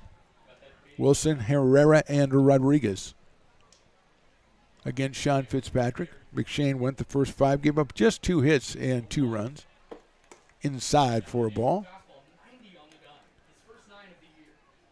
He did walk 3 batters. Struck out 6. Fitzpatrick, 1 ball, 1 strike. Walnut Creek announcers going crazy because he hit 90 miles an hour for the first time this year. Is that right? Okay, that's fine with me. Pop up out of play. He didn't hit 90 the last time he pitched against us, and it didn't seem to bother him. So I'm not real worried about the 90. Maybe that impresses the college coach, but it's not really worried about it. Well, it's one of those things, you're always measured by velocity. Yeah. But effectiveness, how you move the ball in and out, do you get people out? That's the bottom line. You can throw 95, but if you're walking everybody. Exactly. You see it in summer ball all the time. We saw McShane. He pitched very well, didn't really get up higher than 90. Swing and a miss by Wilson. Off-speed pitch. So he is down on strikes, 1 out, and here's Patrick Herrera. He's also been very hot lately for the Potters. 4 home runs and 11 runs batted in, and 3 of those 4 in the last 4 games for Patrick. He struck out and grounded out in this one, so he is 0 for 2. Are you going to run the bases afterwards? I usually don't, but if you want to go out, I probably won't today either. I don't think I could make it around the bases, but if you want to have a guy time us with a calendar, we can go out there and have a race. Come on, man, you got to try. 0-1. I don't usually do that, no. Against the crowd, that throngs of people that would follow me when I go out there. Sebastian Kirshner warming up for the Potters in their bullpen. But right now they need to get some runs as they are down 6-2. 0-1 to Herrera. Swing and miss again, 0-2, and he gets to 90 miles an hour, does Sean Fitzpatrick. 6 foot, 170, so kind of a wiry-looking guy. but very effective on the season. As we said, 4-0 with a 2.25. Even better than that in league play, 1.89 ERA. Herrera swings and misses. 2 straight strikeouts for Fitzpatrick. And here's Dominic Rodriguez, who's grounded to first and grounded to short. So far tonight, he has 6 runs batted in on the summer out of Turlock, California, and San Joaquin Delta Community College. Big right-handed hitter, playing at first base for the Potters tonight.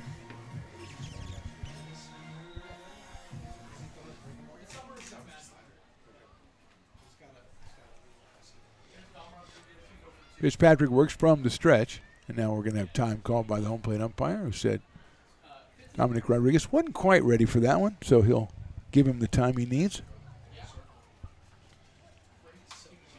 I smell onions. Is that you? No, that's your partner behind you, or to your left. Okay. Yeah. You remember his hamburger was only 4 innings ago. I was afraid to ask. He has to, engineering and eating is it's almost the same skill. Ice cream, hot dogs, pizza. That's just a warm up. Yeah, and it's only the 7th. It's only the 6th. I mean, he's got to go ahead and close it. Usually that, and he's already had. Yeah, he's had the ice cream already. You might see a shaved ice up here. I don't know. 0-1 now on Dominic Rodriguez. Actually, make that 0-0. That is inside, I believe, for a ball. Yep.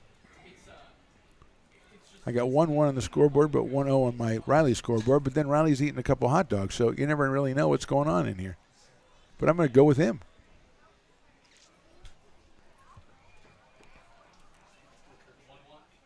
That is outside and low for a ball, 2-1.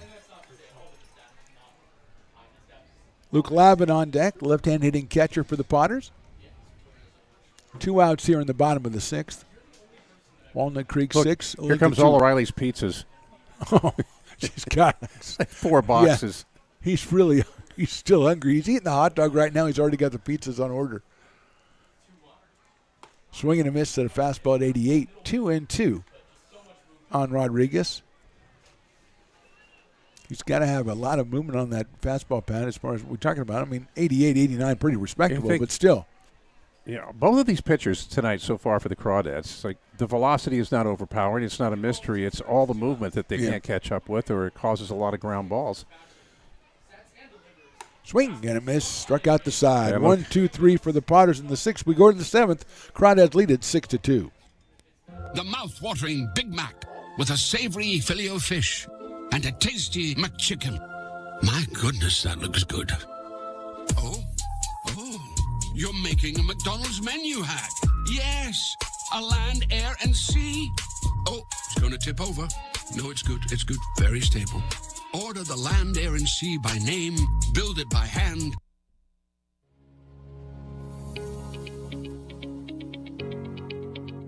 Placer Valley Tourism. Our mission is to increase the health of the hotel industry through occupancy and average daily rate in Roseville, Rockland, and Lincoln.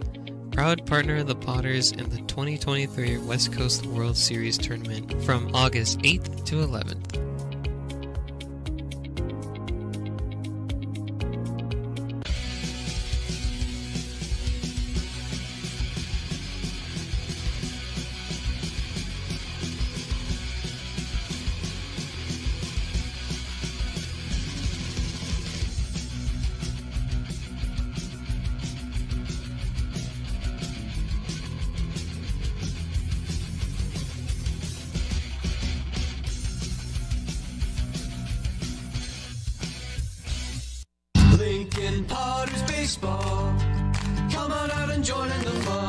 Top of the 7th, Crawdads lead at 6-2. Sebastian Kirchner, the new pitcher for the Potters out of Rockland, California.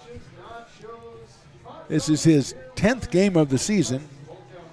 He has pitched 7 2/3 innings, struck out 10, walked 6. ERA of 8.72, 0-1 on the season. The right-hander will face the Crawdads here in the top of the 7th. That'll be Cole Fellows and Tyson Pointer and Max Farfan. So 5, 6, and 7. He's another 3-sport athlete. You like the 3-sport athletes, don't well, you? I think it's so there's so much pressure on any high school athlete as soon as you get there, your freshman year. Yeah, absolutely. To just you individualize one sport. So to see these guys that are doing 3 or even 2, right, that's refreshing and probably needed.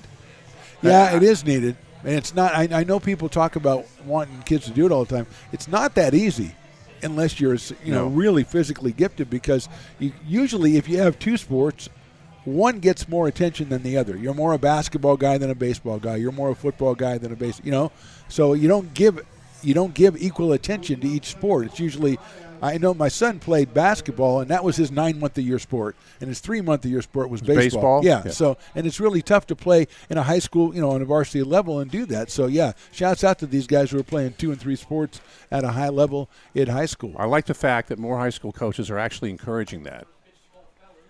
Talking to Emma, the trainer, in our pregame show on the warm-up, I urge people to check that out. She's just tremendous, and she talks a lot and deals a lot with kids, talking about kids who are even younger than this, talking about kids 10 and 12 years old and the way they should kind of go around, with their bodies and stuff, as far as training and as far as what kind of stuff they should do. And she does talk about variety and stuff is an important thing there.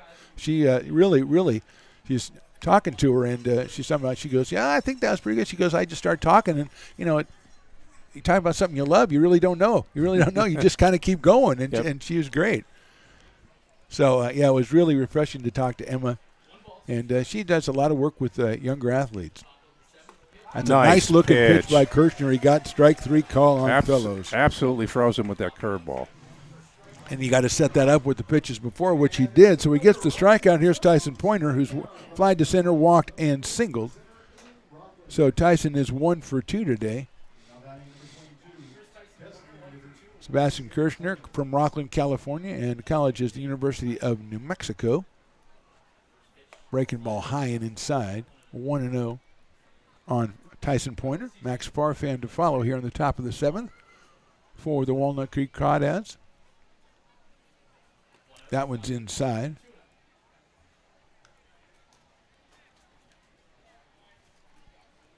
Crawdads start play today at 20-6 in conference play. 23-5 are the Healdsburg Prune Packers. Ooh, that's that was outside. Close. Potters are 13-13. So Crawdads just 2 games behind the Prune Packers. Healdsburg playing out of conference, out of division today. So Crawdads could narrow that lead to 1.5 games. Swing and miss. He was trying to put that in the parking lot. Yeah, he saw some parking lot action on that one. He got the 3-0 pitch, and he says, I'm going for it. Pointer has 6 home runs on the summer. Line drive back up the middle. Kirshner might have got a glove on it. Picked up by the second baseman Herrera to first, and can't handle it at first base as Rodriguez as the ball short hopped him. Dominic tried to make the play. It'll be an infield single for Pointer. That's a tough play for your first baseman, but a beautiful play by your second baseman. Yeah, Herrera almost caught by Kirshner. It looked like he almost got a glove on that. Herrera going to his right, going out into center field to make the throw. Had to do it on a hop to Rodriguez at first. He got it there. Couldn't come up with it, so it's a single, and Farfan comes to the plate. He has struck out twice and singled, so he is 1 for 3. Had a single in that 3-run 6th inning. The Crawdads scored 3 in the 3rd and 3 in the 6th for their 6 runs. Kirshner's first pitch is outside for a ball. Sebastian right about 88 right now. And a ball comes loose in the bullpen as one of the Crawdads sneaks out into left field without the umpire. Now the umpire caught him. He thought he was going to get off the field before the umpire could call a timeout. No, these guys are on their job. Now they know what's going on. More satisfied patrons going to Fat Cat, coming out with dogs. There goes the runner. The pitch is in there for a strike. The throw to second's on line, but it's going to be too late, and the ball bounces away and going to third. The throw comes in, and he is safe at third base. So Pointer steals second, goes to third when the ball hit him, I think, and got away, and he alertly got up and made the move to third base, so he is there with 1 out here in the 7th inning. If you watched him, the lead he had on first base, he never stopped. He kept inching off, inching off. He never came stationary. He looked over at Kirshner and tried to say, hey, you got to stop me. You got to make a move. You got to look over here, and he never did. And we're going to check with second baseman Herrera, make sure he's okay, as he was involved.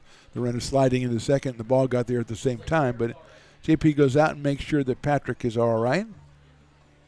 And Pointer now finds himself at third base, 1 out here. I thought that was called a strike, but I've been deceived before, so let's see what the umpire says. There's 1-1 on the scoreboard out there, and if it's wrong, he'll correct it. So I'm going to go with 1 ball, 1 strike. Farfan with 9 home runs on the season. That's a nice breaking ball. Very nice. 1-2. To the right-hand hitting third baseman. Runner at third, infield in for the Potters. They trail at 6-2. Swing and a miss.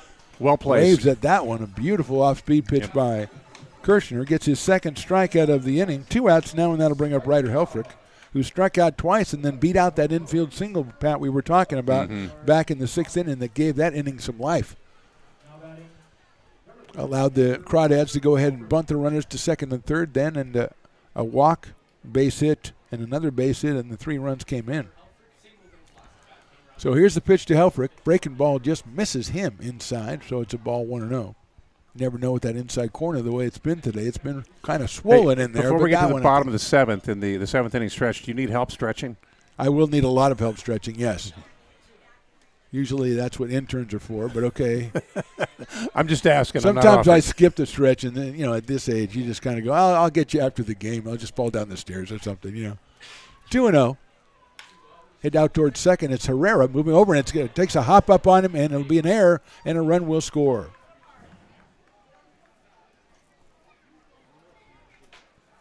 First error for the Potters, no RBI for Helfrich, but the run scores nonetheless, makes it 7-2. Moving over to his right, looked like it took a bad hop on him there at the end, but jumped up, hit him in the arm. 7-2 now for the Crawdads, and here is the dueling dogs batter, Mr. Griffin Harrison, who has walked, struck out, and made a beautiful sacrifice bunt back in the 6th inning. So he is 0 for 1. First pitch is outside from Kirshner. So an unearned run for the Crawdads here. They lead at 7-2 now. Dueling dogs batter, so the dogs are on the soundtrack batter. Gotcha. As you can, I think you can get. That one's outside. For a second, I thought it was dogs get in free night. Yeah, it would have been a good idea. So sometimes the dogs that aren't really that ferocious they have on the soundtrack. They're not. They're not scaring the batter very much. It's like a chihuahua. Go ahead, play the right. Yipping. Play the poodle. Go ahead. In there for a strike. Well, Willie's got he's got a lot of dogs to work with over there. But sometimes there he goes. Now he goes to his heavy mix. His big dog mix. And then just sometimes a couple of the patrons join in as well. Runner goes, and there's the pitch. Throw to second base, and they did not get him. Close play at second base, but in there is Ryder Helfrich, who runs very well for a catcher. Runs very well, but I have to say that because he is the catcher. 3 balls and 1 strike now. I believe that ball was called low and outside. I think the dogs, definitely are getting on the batter's nerves. It's just he's got to throw a strike, and I think it'll work. Look at second. Here's the 3-1. Hit high in the air and deep to left field. That's back, gone. And that is out of here. That was in the trees. A 2-run home run by Griffin Harrison. His second home run of the season. 3 runs in for the Crawdads in the inning. They now lean at 9-2. No doubt about that one for Griffin Harrison. He shut our dogs up, unfortunately. Dogs did their best, too. Yeah, I mean, I didn't think you were wrong. The dogs were on his nerves, but apparently he was able to shut that down. Actually, he rose above that. Do you have dogs at home? Yeah, 1. Does he bark much? Not really. It's a she, obviously. I don't think when you say he. Okay, I didn't know. It's Lola. Come on. Yeah, Lola barks every once in a while. If you came over, she'd bark at you. Okay. Not for a while. Then she'd be your best friend. And once you said, "Hey, Lola, how's it going?" and sat down, she'd go, "Oh, you're my best friend. I like you so much." That's the way dogs are. Yeah. I've got 2. The first one named Snacks, and he was always, while he was by himself, while we had him for a few years by himself, anything could happen, he wouldn't bark. He wouldn't bark at other dogs or whatever. So then we get Rip, and Rip barks at everything. Rip and Snacks? Yeah, and so now Snacks barks at everything to the point where, when you first get home, they bark a little bit. Okay, whatever. You're in the living room. You go into the kitchen. You come back in the living room 10 seconds later, they start barking again. Like, who are you? I like it. Ripping Snacks. Yep. Good dogs. Players of the game. A little annoying. A little bark heavy, a little memory, a little short-term memory thing. Yep. Yeah. Little 51st dates. Pop up left side. Might get out of play. Giving chase is Reuben Church down the line there.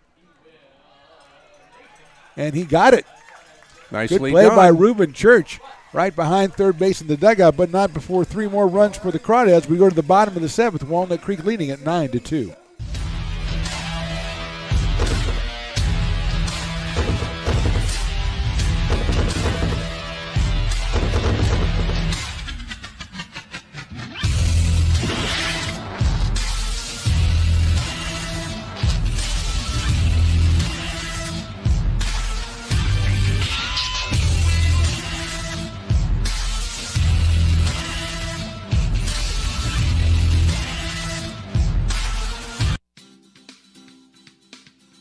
Air Design Incorporated, where you feel the difference. We are a locally owned and operated heating, air conditioning, and custom sheet metal company committed to the highest quality of craftsmanship at a competitive price. Our trained and certified technicians have the knowledge and experience required to install, maintain, or repair your home comfort solutions. Our upfront pricing gives you the peace of mind because you know your price is locked in. Call Astro Air Design Incorporated today.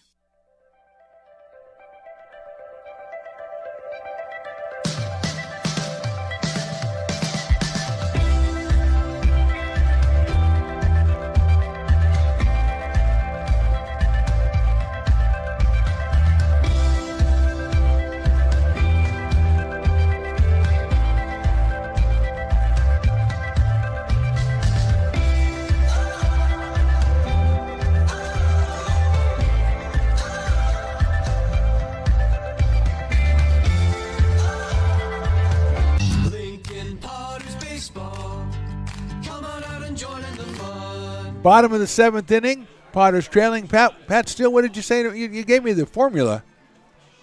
At the time, all you said, all we need is what? Yeah, you gave me the formula. We only need 7 to tie. We need 7 to tie. That's all we need. Okay. 3 innings to do it. Yeah, we got 3 innings to do it. We need 7. We break that up. 2 1/3 innings every inning. 2 1/3 runs an inning. We got it made. Luke Lavin, Ben Higdon, Alex Johnson against Sean Fitzpatrick, who's been very effective his last 5 innings against the Potters. No hits and 11 strikeouts. Here's Lavin. Luke hits it out of play to our left. Oddly enough, I think left-handed hitters would be a little more effective against this guy. Because of the angle of delivery, because of the way his ball moves? Well, against right-handed hitters, his fastball is tailing to the outside. When he starts it on the outside corner, it's like there's no way you're getting there. Yeah.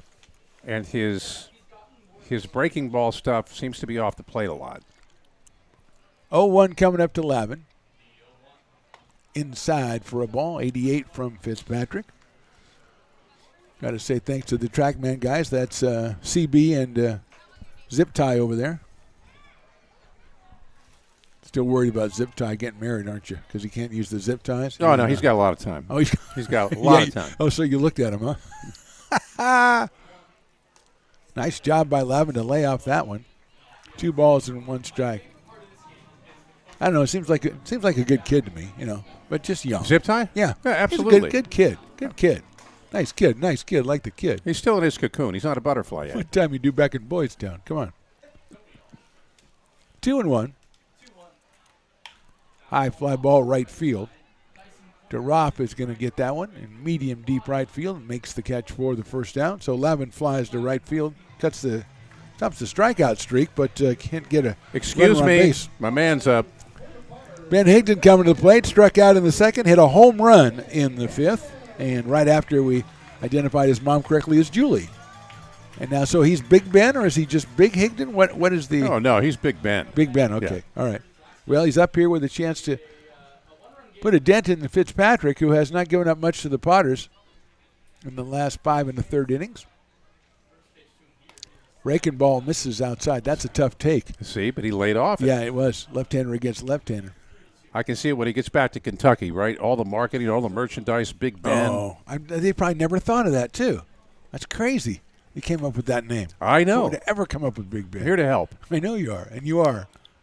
He checked swinged, but did he go? I think he did. Are they going to ask anybody? Nope. Yes, they are. No, he said he didn't go. My bad. Way to go, umpire. 2-0. Third baseman's trying to tell the third base umpire that he went. Yeah. Hey, just play your position. That's Max Barfan down there. Max is trying to, you got an umpire out there for a reason. He's saying, hey, come on, Blue. High fly ball left field. Fellows moves over. And he makes the catch. Didn't quite get enough of it, but he got it up in the air and good at bat. He's going to the right spot. He went there twice in a row. Didn't quite get as much of that one off of Fitzpatrick. So here's Alexander Johnson. Out of Sierra College, Alexander Johnson came in and struck out and grounded out in this one so far. So he is 0 for 2 after going 2 for 4 last night in the Potters win over the Prune Packers up in Healdsburg. Right-handed hitter against Fitzpatrick.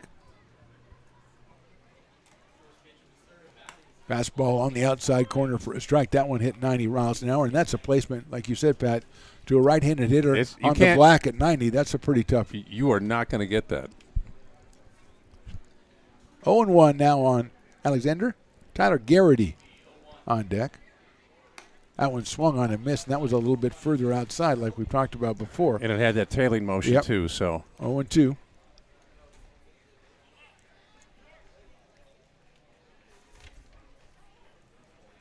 From the stretch, Sean Fitzpatrick. Dylan McShane went the first 5 innings for the Crawdads outside for a ball. Gave up 2 hits, 2 runs, walked 2 and struck out 6. Fitzpatrick came in the 6th, struck out the side, and a couple of fly balls here in the 7th. The third baseman is still talking to the third base umpire. He's trying to get that call. He's still trying to get that call. 1-2 coming up to Johnson. Breaking ball. He did not go. I'm surprised that he didn't swing at all. I thought you might say, hey, that was a strike anyway. Maybe you need to trot out to the third baseman, explain to him in the history of this game, going back to the first time they ever played. At no point in time at no point in time has a fielder argued with an umpire about a previous call and had the umpire go, hold on, I'm going to go back and change to that. You know, you were right. He would say, you're right. I hadn't thought about it. You put it in a different way that I had never considered it before. 2-2 pitch swung on and missed. 1-2-3 again for the Potters in the 7th. We go to the top of the 8th. Crawdads lead at 9-2.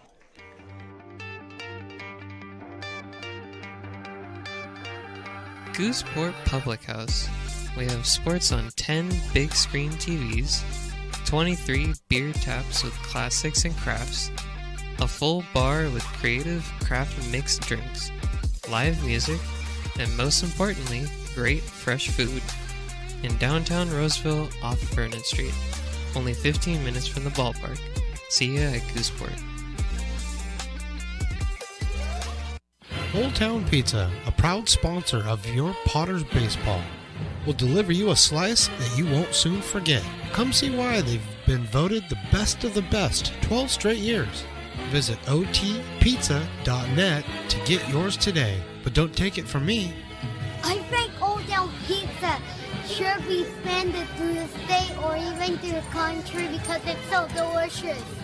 Lincoln Potters Baseball. Placer County's best-kept secret is back for another exciting summer at historic McBean Stadium.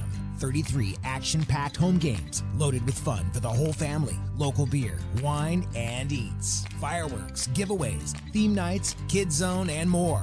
Come join in the fun and enjoy small-town baseball with Major League Entertainment. Tickets on sale now at LincolnPotters.com. Lincoln Potters Baseball.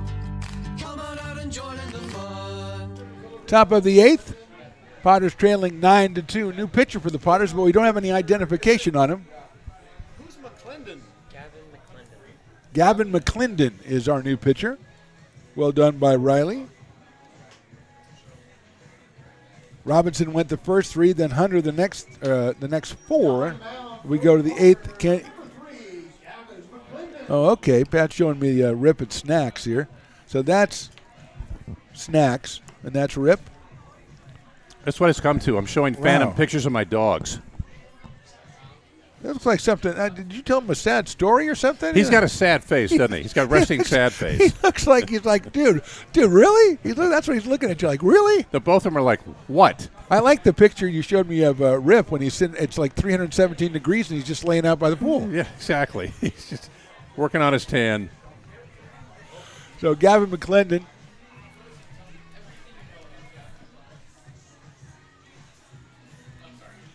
He'll be going to Folsom Lake College out of Rockland High School. So Gavin's first appearance will be against the Crawdads, and it'll be against Brian DeRoff, who has had 3 hits tonight. He's 3 for 4. McClendon's down low for a ball. DeRoff singled in the first, singled in the third, singled in the sixth, grounded to third in the fifth. He's driven in 1, he scored 1. McClendon's next pitch is down low again, so it's 2-0.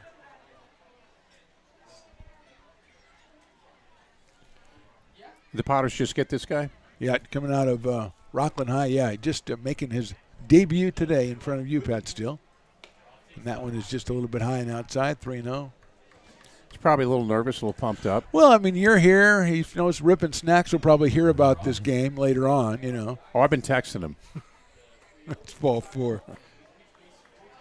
Something tells me that no matter what you texted to one of them, he would still be sad about it. Right. Just go, hey, we're winning 20-0. Oh, man, that's too bad. See, here's the difference, because you asked, between dogs and cats. If a dog could, he or she would text you back. Yes. If cats could, no, there's no way. No, they wouldn't. And my people are telling me now that Gavin is from Whitney and not Rockland. So I got bad information from my grounds crew. I will not mention by name stones. So here's Joey Donnelly. So he went to Whitney High School? That's what I'm getting told by Willie Preston. So Willie Preston is the best. Yeah, Willie Preston is the best in the business. So if he tells you something. Head coach there, Jackson Watt. Okay. All right. No, he's a great coach. I agree. I don't know him personally, but if you say so, you know the scene, baby. 2-0 on Donnelly. Here's another picture of my dog. Which one is it? You showed me 3 times. I still don't know which one's which. I feel for him. I know how it is to watch your son or have any guy trotted out there for his first time around. You want him so badly to do well. Yeah. You know, especially in a situation like this, like where, okay, you need a positive. You need to bring something positive out of this game, and maybe this young man's it. Yeah, and you're going up against a team, one of the better teams that we played in summer ball all season long. Yep. You know, along with the Prune Packers, obviously. They're Division I hitters all the way through the lineup. So 2-0.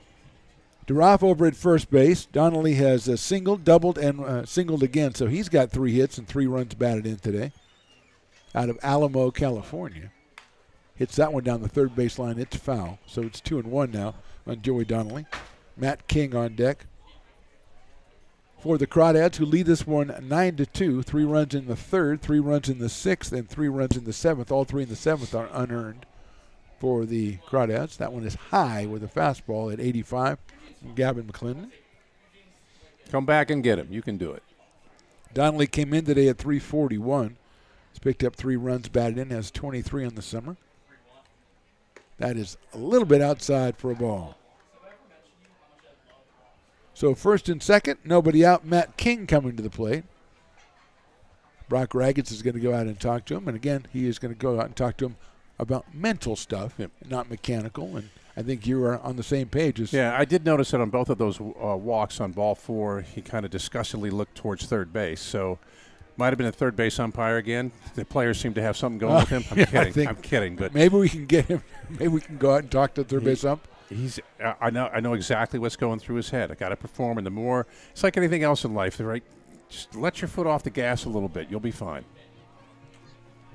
And you've been in that situation. We talked about your son every being day, a pitcher. Every day with the guy I work with. Maley, yeah. But that's not going to ever help, though. I mean, come on. I mean, you're here talking about breaking down pitch mechanics. He's out here talking about the moon's gravitational pull. I think he wins. So it's 2 different ways. Well, yeah, he was right on that. But it's 2 different ways to look at it, but it's still the same thing. It's still an entertainment value.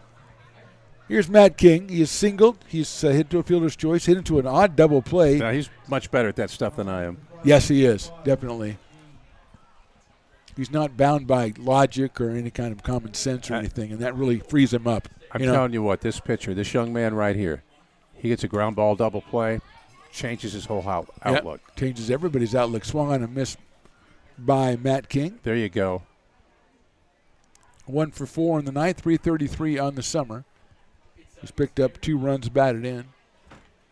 That's a nice pitch on the inside corner for a call strike. 0-2 from Gavin McClendon.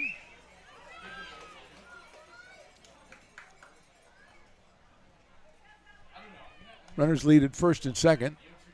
That's hit to second base. Herrera has it to second for one. Odd to first. That's a double play. That's it. That's what the doctor ordered right 4-6-3 there. going to third is DeRoff, but 2 outs now. And that'll bring up Cole Fellows, who's grounded to second, flied out, singled, and struck out. So he is also 1 for 4 in this one. 2 outs. DeRoff at third base as Herrera, Odden, and Rodriguez pull off the 4-6-3. Left-hander against left-hander here with Fellows. That's fouled back to the screen. Cole Fellows out of Clovis, California. He's the guy from Columbia University. And I still can't believe your son didn't want to see the baseball field at Columbia University. You have to get on a bus or you have to have somebody drive you to it. It's not really there on the campus. Oh, so okay. maybe So that was it, or he was hungry. I don't know. Grounded down the first base line and foul. Well, if it's a different trip, okay. I'm not gonna criticize him too much. Maybe he was hungry. He's not 7. You could still go somewhere. I think he wanted to get back to the hotel room and watch High School Musical. I'm not sure. And that Zac Efron. Oh my gosh. He's a player. He is really a player, basketball-wise. 0-2 now. Oh. Just a little bit high. Almost got call strike 3 on that one. That was a good pitch. Did not. 1 ball and 2 strikes now on Cole Fellows. 306 on the summer, 2 home runs, 22 batted in. That's in the dirt. Nice block by Luke Lavin with the runner 90 feet away, saving a run. 2 balls and 2 strikes. Tyson Pointer on deck for the Crawdads. Coming off a sweep of the Solano Mudcats, trying to make it 4 in a row here in conference play. Here's the 1-2. That is just outside. That's going to make it 3-2. Take a walk, get behind the mound, talk to yourself, reset. Take a breath, step off the gas, right? Yep. Trying to get all That's right. trying to get all the buzzwords. Come after him. Just misses with that one, ball 4. So that's a walk that had a lot of chances to be called strike 3 on a couple of those pitches. Mm-hmm. He didn't get them. So now he's got he's got 2 on, and Tyson Pointer, who's got a couple of hits and a walk tonight. Right-handed hitter. Has 6 home runs on the summer. First and third. Potter's turned a double play in the middle of this inning. So 2 outs. Swing and a miss on an off-speed pitch. Nice block again by Lavin. So it is 0-1 on Tyson Pointer. Gavin McClendon making his debut as a Potter out of Whitney High School. Left-hander checks the runners. Here's the pitch.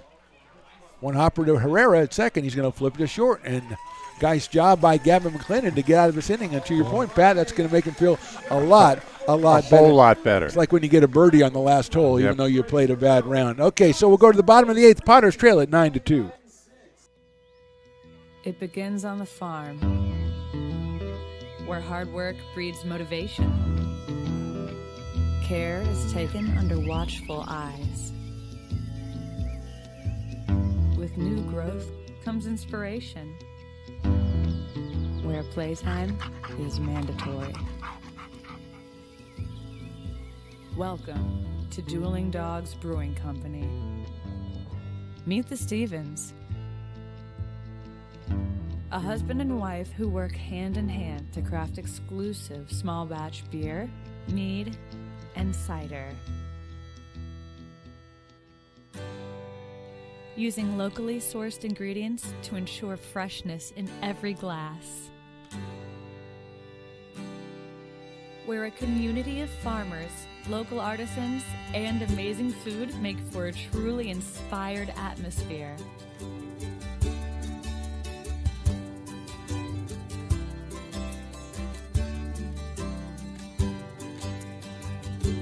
At the end of the day, we know the value of hard work. The families it unites, it's in the pride we take, the stories we tell, and the best friends who are cherished. Dueling Dogs Brewing Company. Lincoln Potters Baseball. Come on out and join in the fun. Bottom of the 8th, Potters trailing 9-2. So, Pat, what does that mean?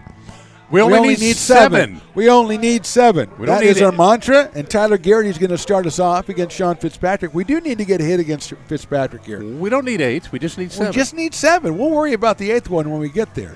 We're getting the 7 right now. And mathematically, that's a sound formula. You called it for McClendon. You got him a double play. You got him out of the inning. And now we got to do I'm really offensive. happy for him because sometimes in these games that are lopsided like this so far, you're looking for positives. And to have a guy, high school guy, not even in college, just got out of high school, come in and he allowed no runs. Right. Got the double play. Got out of the jam.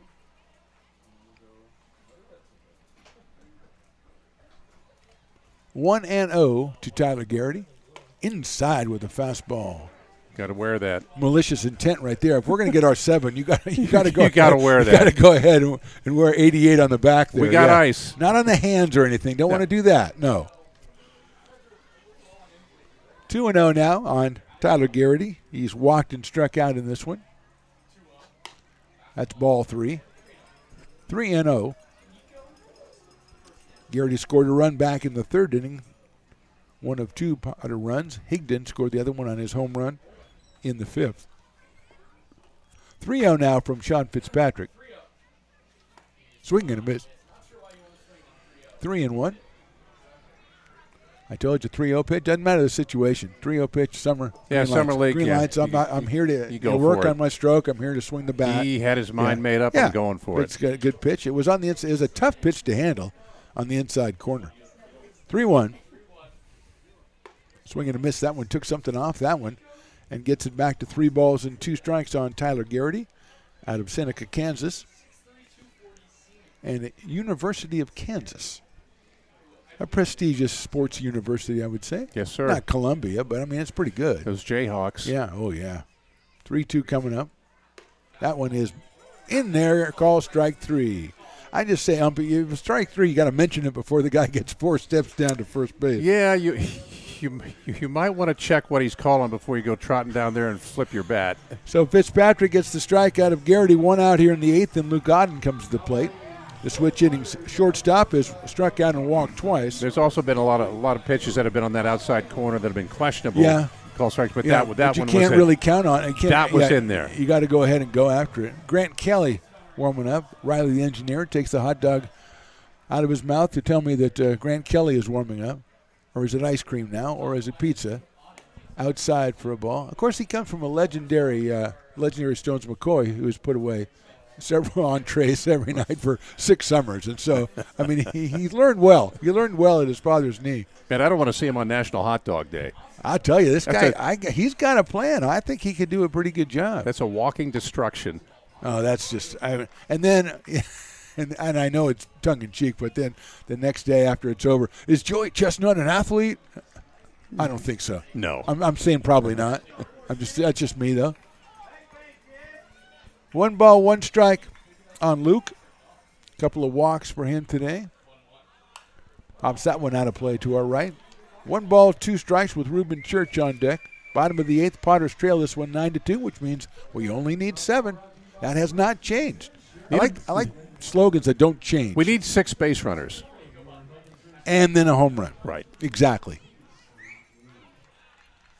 We can do it that way. You can do it just like have 6 out there all at one time. I don't care. Outside 2-2. Get the old merry-go-round going. That would be nice. Mm-hmm. Luke, a switch hitter, batting right-handed against the left-hander Sean Fitzpatrick. Just the second pitcher. Just 2 pitchers today for the Crawdads. McShane went the first 5, and now Fitzpatrick working into his 3rd inning. That's inside and low.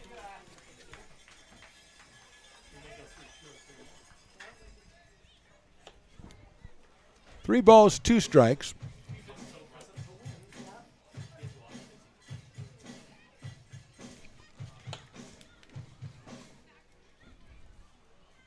From the stretch, Sean Fitzpatrick.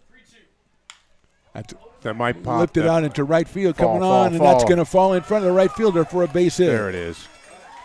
And that's it. The first hit off Fitzpatrick in 6 and a third innings. I think he's losing stuff. Need to get him out. I think, yeah, you may want to replace him before we go get those 7 runs. That's going to be happening. Yeah, you don't want to get charged with the loss. No. Reuben Church coming to the plate. Grounded out twice and into a fielder's choice. Does have an RBI back in the third inning. His 14th of the summer. Right-handed hitter out of Maryville, Tennessee. He's got Auden down at first base as Luke has been on base 3 times tonight.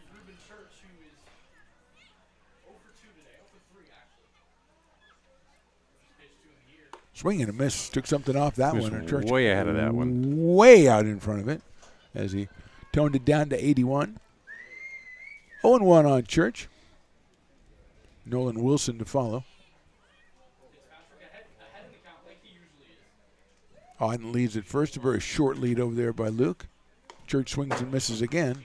It's about the same speed from Fitzpatrick, so it's 0-2 on Reuben Church. Do you get along with the I have to say this, do you get along with the other broadcast crew? I don't usually. I don't matriculate with them. No, Stones does a lot of talking to them, but not me. 0-2 because they're a little annoying. You could say that you're a guest. It's all right. Fouled away by Church. 0-2. I know you're a professional. You would never say anything like that. I mean, we're all in the same, fraternity, right? There's some fraternity brothers I didn't really care for. Okay, fair enough.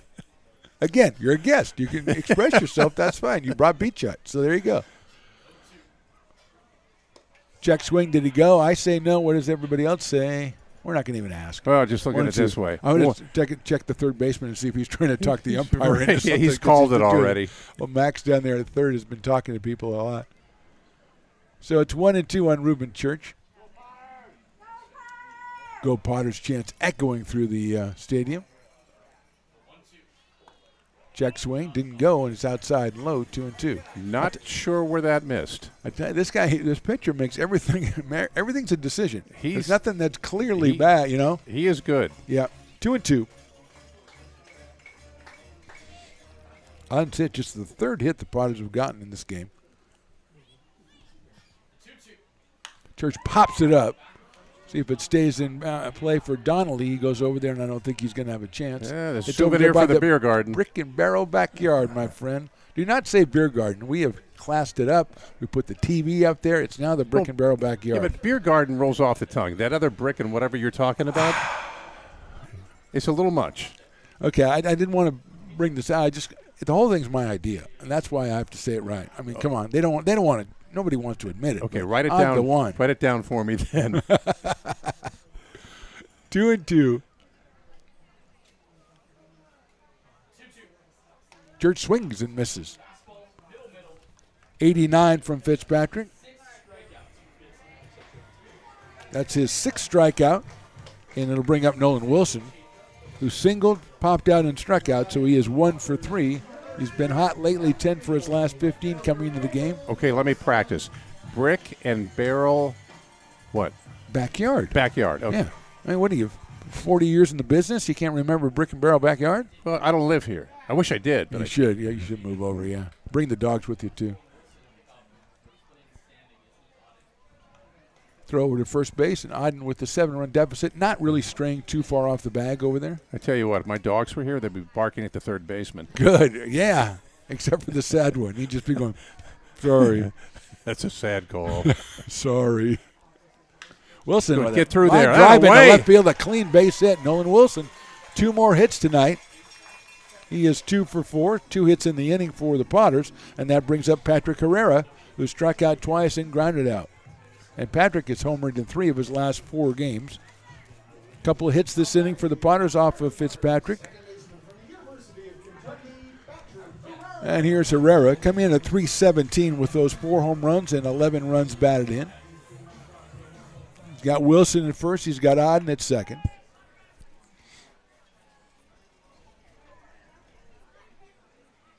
Fitzpatrick checks the runner. Herrera hits it high in the air to center field. Harrison goes back. He's got a beat on it, and makes the catch in deep right center field, but not deep enough for the Potters. Just short of the wall. Two runners, 2 hits, and 2 left. We go to the 9th inning. Potters trail 9-2.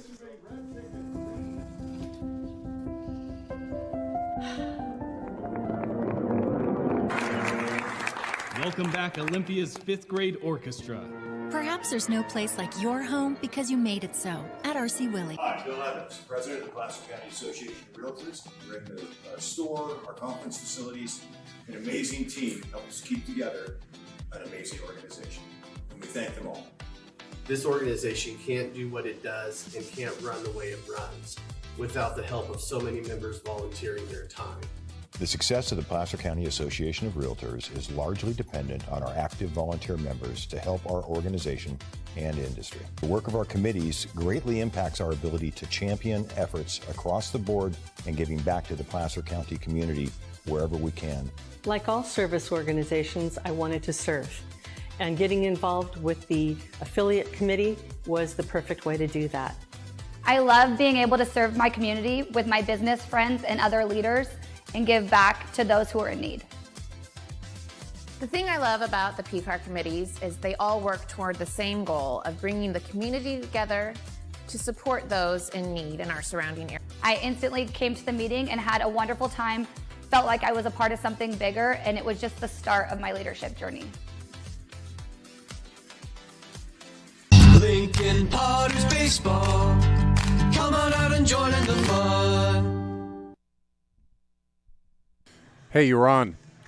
Top of the 9th. Just looking up our new pitcher, Grant Kelly. He's a big guy. 2-1 in the 230. season. 2-1 on the season. This will be his 12th game. He is a big fella from the College of Southern Nevada, and he comes out here with the Potters trailing 9-2. He'll face Max Farfan, Ryder Helfrich, and Griffin Harrison, 7, 8, and 9 for the Crawdads. Pat Still is my guest today, and I think you got here a little early, but I think you've held up pretty well. Here's so what's I going to got happen. to give you a good grade. We're going to go 1-2-3 this inning. 1-2-3 outs. Yes. Okay. Bring him into the dugout, and we'll score 8. If that happens, you've got to come out here every game for the rest of the season. That's the way I drew it up. Okay, then you've got to come out here. Bring the dogs. I don't care. It doesn't matter. We'll find a spot for them on the couch over there.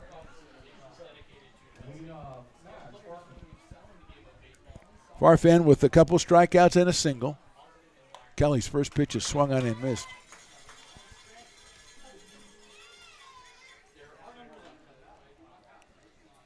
.23 strikeouts for Grant Kelly in 21 and a third innings. That one's in the dirt, gets by the catcher. It's 1 ball and 1 strike. I want to ask you, Pat, we talked about, you and Tom, 30 years or whatever, but you were the DJ before that, right? You did other genres, didn't you? What was your situation before that? I did a lot of years of rock. I worked and programmed a station called KZAP for a couple of years. And a legendary station. In other markets. Yeah. So, but I've been out here since '88. That's a long time. That's a long time. It's home. Yeah. That's 35 years. And you? I've been out here a long time. Well, I've been out here a long time. It's I wasn't doing anything, but. You know, it's funny. To be honest, we were once competitors. Oh, absolutely. Nice play. It's short by Auden. Throws the first to get Farfan. In a way. I never really felt like it, though. So for like a year, maybe. I guess. I mean. But then we worked in the same building for a long time. Yes, for a long time, right across the hallway. Those were great days. They were fantastic days. I was just like, wait for our commercials so I could come over and sit in with you guys. Have some fun. You know, it got a little tiring, though, because we would go play basketball. Yes. And your brother was always, I went to Hogan High School. I did this, I did that. He's just bragging about his basketball skills all the time. Nice guy, but. Hey, nice guy. Give it a rest. He didn't even start. Come on, what's going on? Yeah. So, he didn't start? He didn't start his senior year.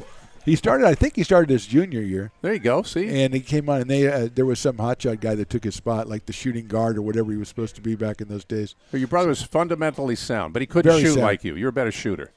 Well, I mean, I don't know. Back in those, no. Came on the line, who do you want taking a shot? Well, me, obviously. Yeah, that's it. Obviously, yeah.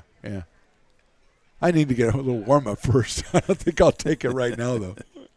2-1 pitch. It's outside. 3-1 on Ryder Helfrich, who has struck out twice, beat on an infield single, and reached on an error, which was critical back in the 7th inning. Come back and get him. Kelly with the ground out of far fan. Now 3-1 pitch is hit down to third hard. Nice play down to third. What a play down there by Reuben Church. Goes to his left, goes down on one knee, gets up and throws a strike to first base for the second out. Great arm. Great arm and great play by Reuben Church, and I'll bring up Griffin Harrison, who walked, struck out, sacrificed, and then hit a 2-run home run, which kind of spoiled everything. But if you have a night like that, aren't you done? Yeah, that's what I'm saying. I would go ahead and just tell him. I would pass. I would pass on this. I would go. I pass. It's okay. Go ahead. We'll go out in the field. I don't want to spoil that memory of that home run. That is down low for a ball outside. That was a good pitch. I thought so. I thought it should have been a strike. I'm going to go ask the third base coach. No, the umpire. We're going to go lobby the umpire. Inside, 2-0. You just didn't like when the guy was talking to the umpire. He was just trying to get a call his way. Come on, that's what you do out there. Yeah, 3 batters ago. Baseball is a very sneaky game. I mean, you try to get advantages any way you can. Mm-hmm. You know, you go out there and you start chatting. You try to make friends with umpires and stuff. Same, I guess, with referees though. But you don't get them as much chance because there's not as much downtime in a basketball game. So Nico Button is the pinch hitter up here for Harrison. As I guess Harrison said, I don't want to play, so they put in a pinch hitter for him. I like that. That's in there for a strike.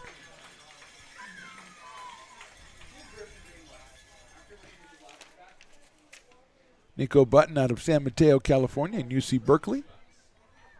Hitting for Harrison. Chops that one foul. Makes the count 3 balls and 2 strikes.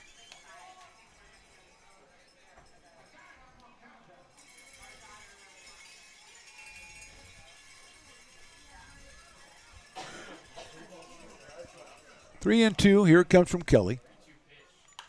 Popped out of play by Nico Button.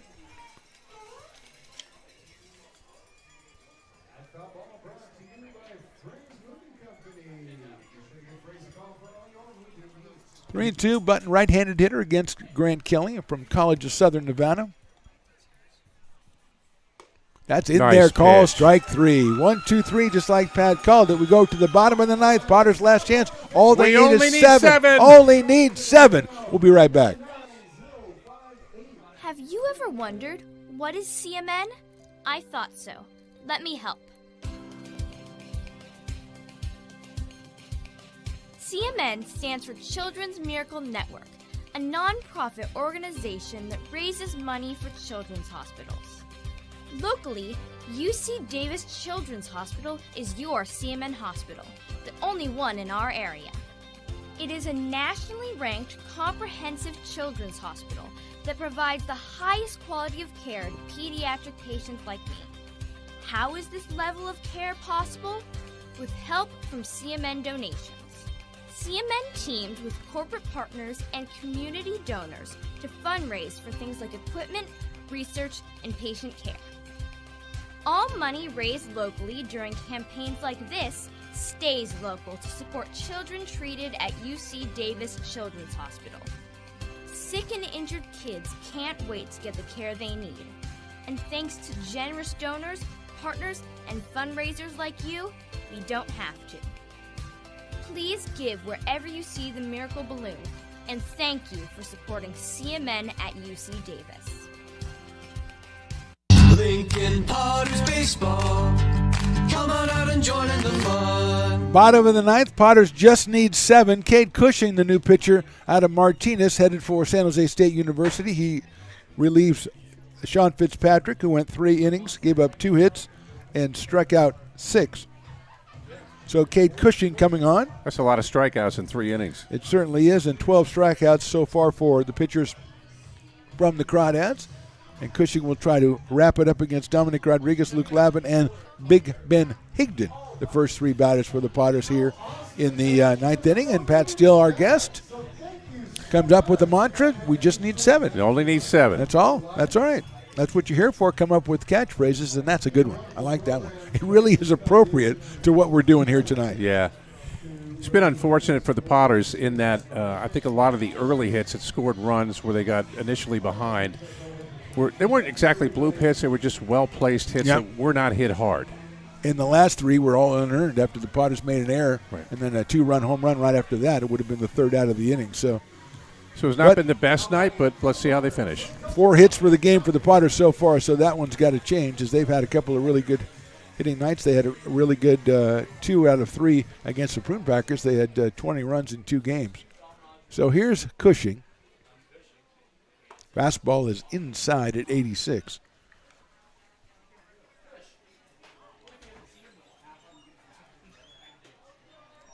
One ball and no strikes. Swing and a miss at a high fastball by Rodriguez. No piñatas. 9th appearance of the year for Cushing. He's 1-0, 11 2/3 innings, 9 hits, just 2 earned runs, a 1.54 ERA. Foul ball at the plate by Dominic Rodriguez, who was grounded out to first, grounded out to short, and struck out, so he is 0 for 3 in this one. He's followed by Luke Lavin and then Ben Higdon here in the 9th for the Potters. 2 teams meet again tomorrow in Walnut Creek, and we'll see them again back here on Sunday night for the conclusion of the 3-game series.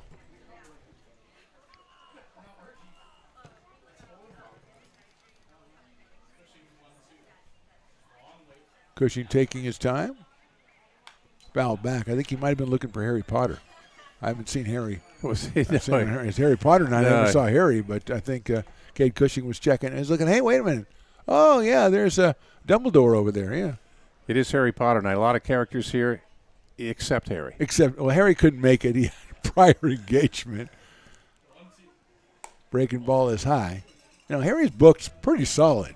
You're the chosen one or whatever, one who lived or whatever they call him. I mean, you get a lot of people. I get that, but if it's your night, don't you have to be there? Well, I mean, you never know. I mean, it could have been a knockoff Harry Potter night. It could have been maybe somebody else's idea, and they tried to get him involved, and he couldn't make it, but they got enough others. If anybody, any group is into AI, it would be the Harry Potter group. Absolutely. So get your AI Harry Potter out of here. That's a good idea. That's a very good idea.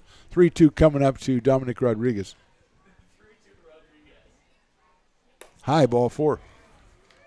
Here we go. So good at bat by Rodriguez. We only need 7. We only need 7, and here's Luke Lavin. You see who's on deck? Big Ben Higdon. Yeah. Relatives all over the country. Mm-hmm. A nickname on the verge of being accepted. It's a big night. Lavin is struck out, grounded out, and flied to right, so he's 0 for 3. Left-hand hitting catcher out of Laguna Beach, California, headed for Stanford University. Cushing takes his time. That's fouled out of play. 88, so bringing it up there pretty well. And Lavin ready to swing. Fouls it back. 0-1 on Luke. Wednesday, Friday, and Sunday next week, the last 3 games for the regular season for the Potters. Those are the games we are at home here. Come on out and check it out, LincolnPotters.com for ticket information, or check us out on the YouTube, Stones Radio Networks, or Lincoln Potters Baseball. 0-1 coming up to Luke. Line drive into right field, moving over. He gets down in right field, going all the way to the wall. Rounding second is Rodriguez. He's getting to third. They're going to send him. As the cutoff man from the throw from second base, he's going to be safe. It's an RBI double for Luke Lavin. It's 9-3 in favor of the Crawdads. Nicely done. Nicely done. And now we only need 6. That's right, mister. Lavin with the RBI. And brings up Big Ben Higdon. He has struck out, hit a home run, and flied to left, so he is 1 for 3. Check out Stones Radio Networks on YouTube. Subscribe to it so you'll be alerted whenever the Potters go live or anything goes live on the Stones Radio Networks. Yes, sir. He's a Kentucky Wildcat. Wildcat versus a Crawdad. Who wins? Oh, Wildcat. Every time. In a run. He's going to walk him over, my friend. Breaking ball. Good-looking pitch from Cushing. It's in there for a strike, 0-1. So Lavin delivers the RBI double. Rodriguez is moving around those bases. Never any thought about keeping him at third. He scores for the Potters, 9-3. Higdon takes another breaking ball. That one missed. 1 ball and 1 strike. So Cushing starts him off with 2 off-speed pitches. Higdon hit his 4th home run of the season tonight. He has now 14 runs batted in. Came in at 241. Big left-handed hitter out of Paducah, Kentucky. Look out. Wow. The bat went 115 feet in the air, but he didn't hit the ball, and 1 ball and 2 strikes. He's going to need a shuttle to get his bat back. Yeah, he's going to get an Uber.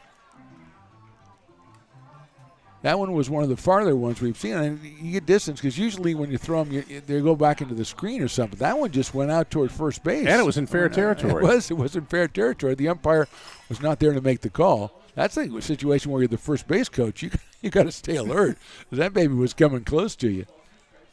1-2 on Higdon. Alexander Johnson on deck. Breaking balls popped up back over the top, and it will be 1 ball and 2 strikes once again on Ben Higdon. Cade Cushing from Martinez, California, 6'2", going to San Jose State University. The Spartans, the same as Hogan High School, which you mentioned earlier, Pat. So Hogan. Here's the 1-2. Swing and a miss at a fastball. That was at 90 for Cushing. He got his first out of the inning, and that'll bring up Alexander Johnson. 2 strikeouts and a ground out for A.J. No, this is Ben Romano going to bat for Alexander Johnson.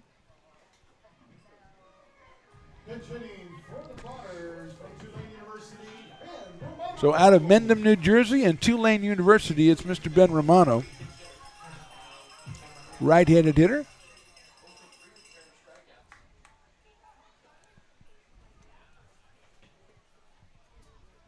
Lavin leads at second base. Inside and high for a ball. 1-0 on Ben Romano.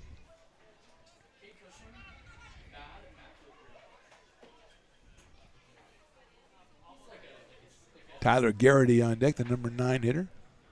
Romano batting for Johnson, the number 8 spot.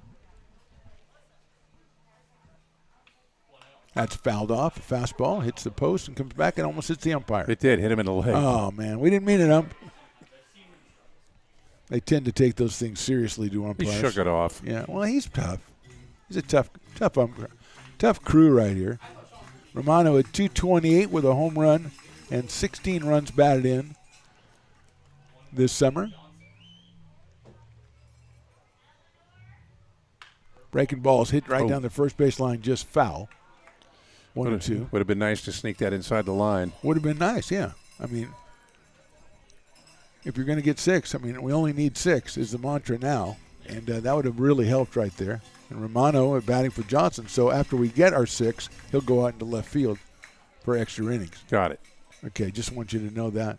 Put that in the thinking cap. 1-2 on Ben Romano. Swing and a miss. So Cushing with 2 straight strikeouts after the run-scoring double by Lavin. And the Potters down to their last out, and it'll be Tyler Garrity coming to the plate. Out of Seneca, Kansas, Tyler has struck out twice and walked. He scored a run back in the 3rd inning. He's got Lavin out at second, and Lavin's chatting with the second baseman, Ryan Ellis. Exchanging pleasantries. You know, they're going to see each other tomorrow in Walnut Creek. As so, always. I mean, we're not going to get friendly with them, okay? Got 2 more games to play in this series. So do you make that trip? I probably won't go down there. No, it's out of my area, you know. No, we don't go on the road. Okay. You're in your Lincoln bubble. I'm in the Lincoln bubble. Okay. Yeah, it's exactly. They come and let me out of the bubble on Sunday, and I'll be back out here. And then I go to the bubble 3 times next week, and then the bubble's done for the summer, for the regular season. Got the West Coast World Series coming up. Believe that starts on the 8th of August. Probably should look these things up before I just say them. But, you know, I mean. You know, where is that held, or do you know? Right here. That's why. All right, then. Why not? It's right here. Come on. Are you kidding me? 3rd season. Potters won it last year. 0-1 coming up to Tyler Garrity. Breaking balls high. 1-1. Runner up the first year to the West Coast Kings, and last year the Potters won the championship. The celebration was limitless. Phenomenal. It was crazy. It was nuts out here. Parade. I mean, parade, banners, confetti. Pinwheels. Oh, many. High fastball. I mean, there weren't a lot. I couldn't get one, but there were pinwheels to be had. Garrity reaches, then Luke Odden would be next for the Potters. Lavin leads at second base. No one paying much attention to him as Cushing gets ready for the 2-ball, 1-strike pitch to Tyler Garrity. Pair of home runs for Tyler, 18 runs batted in this summer. Fastball is inside, 3-1. Dominic Rodriguez walked to open the inning, then a double by Lavin scored, Dom. 2 strikeouts from Higdon and Romano, and now we're 3-1 on Tyler Garrity. Grounder to the right of shortstop. King has it. He's going to go across the diamond, and he got him at first base, and that's the ball game. King throws Garrity out at first base, 6-3. Potters score once in the ninth, but it's not enough, even though we had the mantra pad. Final score, the Walnut Creek Crawdads 9, the Lincoln Potters 3. The teams meet again tomorrow in Walnut Creek, and we're back here Sunday night for the Potters and the Crawdads. But, Pat, still, thank you so much for coming out. Always Great fun. to see you. I wish I could have brought you better luck. Yeah, I mean, your analysis was good, but the luck you brought was not so good. Other than that, I mean, the sandwiches were great, the beers were great, the companionship was fantastic, the analysis was great, but the luck was not there, sir. Now, we've got a new nickname for Big Ben, and you know what to say when he hits one out. Okay, so go big and go home. Go big and go home. Go big and go home. I'll put it in the books for you, my friend. He did that tonight, didn't he? Pat, thanks a lot for doing this. I really appreciate it. Potters lose it 9-3. We're back on Sunday. I believe that's a 6:05 first pitch. Check LincolnPotters.com for any changes to that. Final score once again, Crawdads 9, Potters 3. Pat Steele, our guest. Thanks so much, Pat. We'll talk again, and we'll see everybody next time.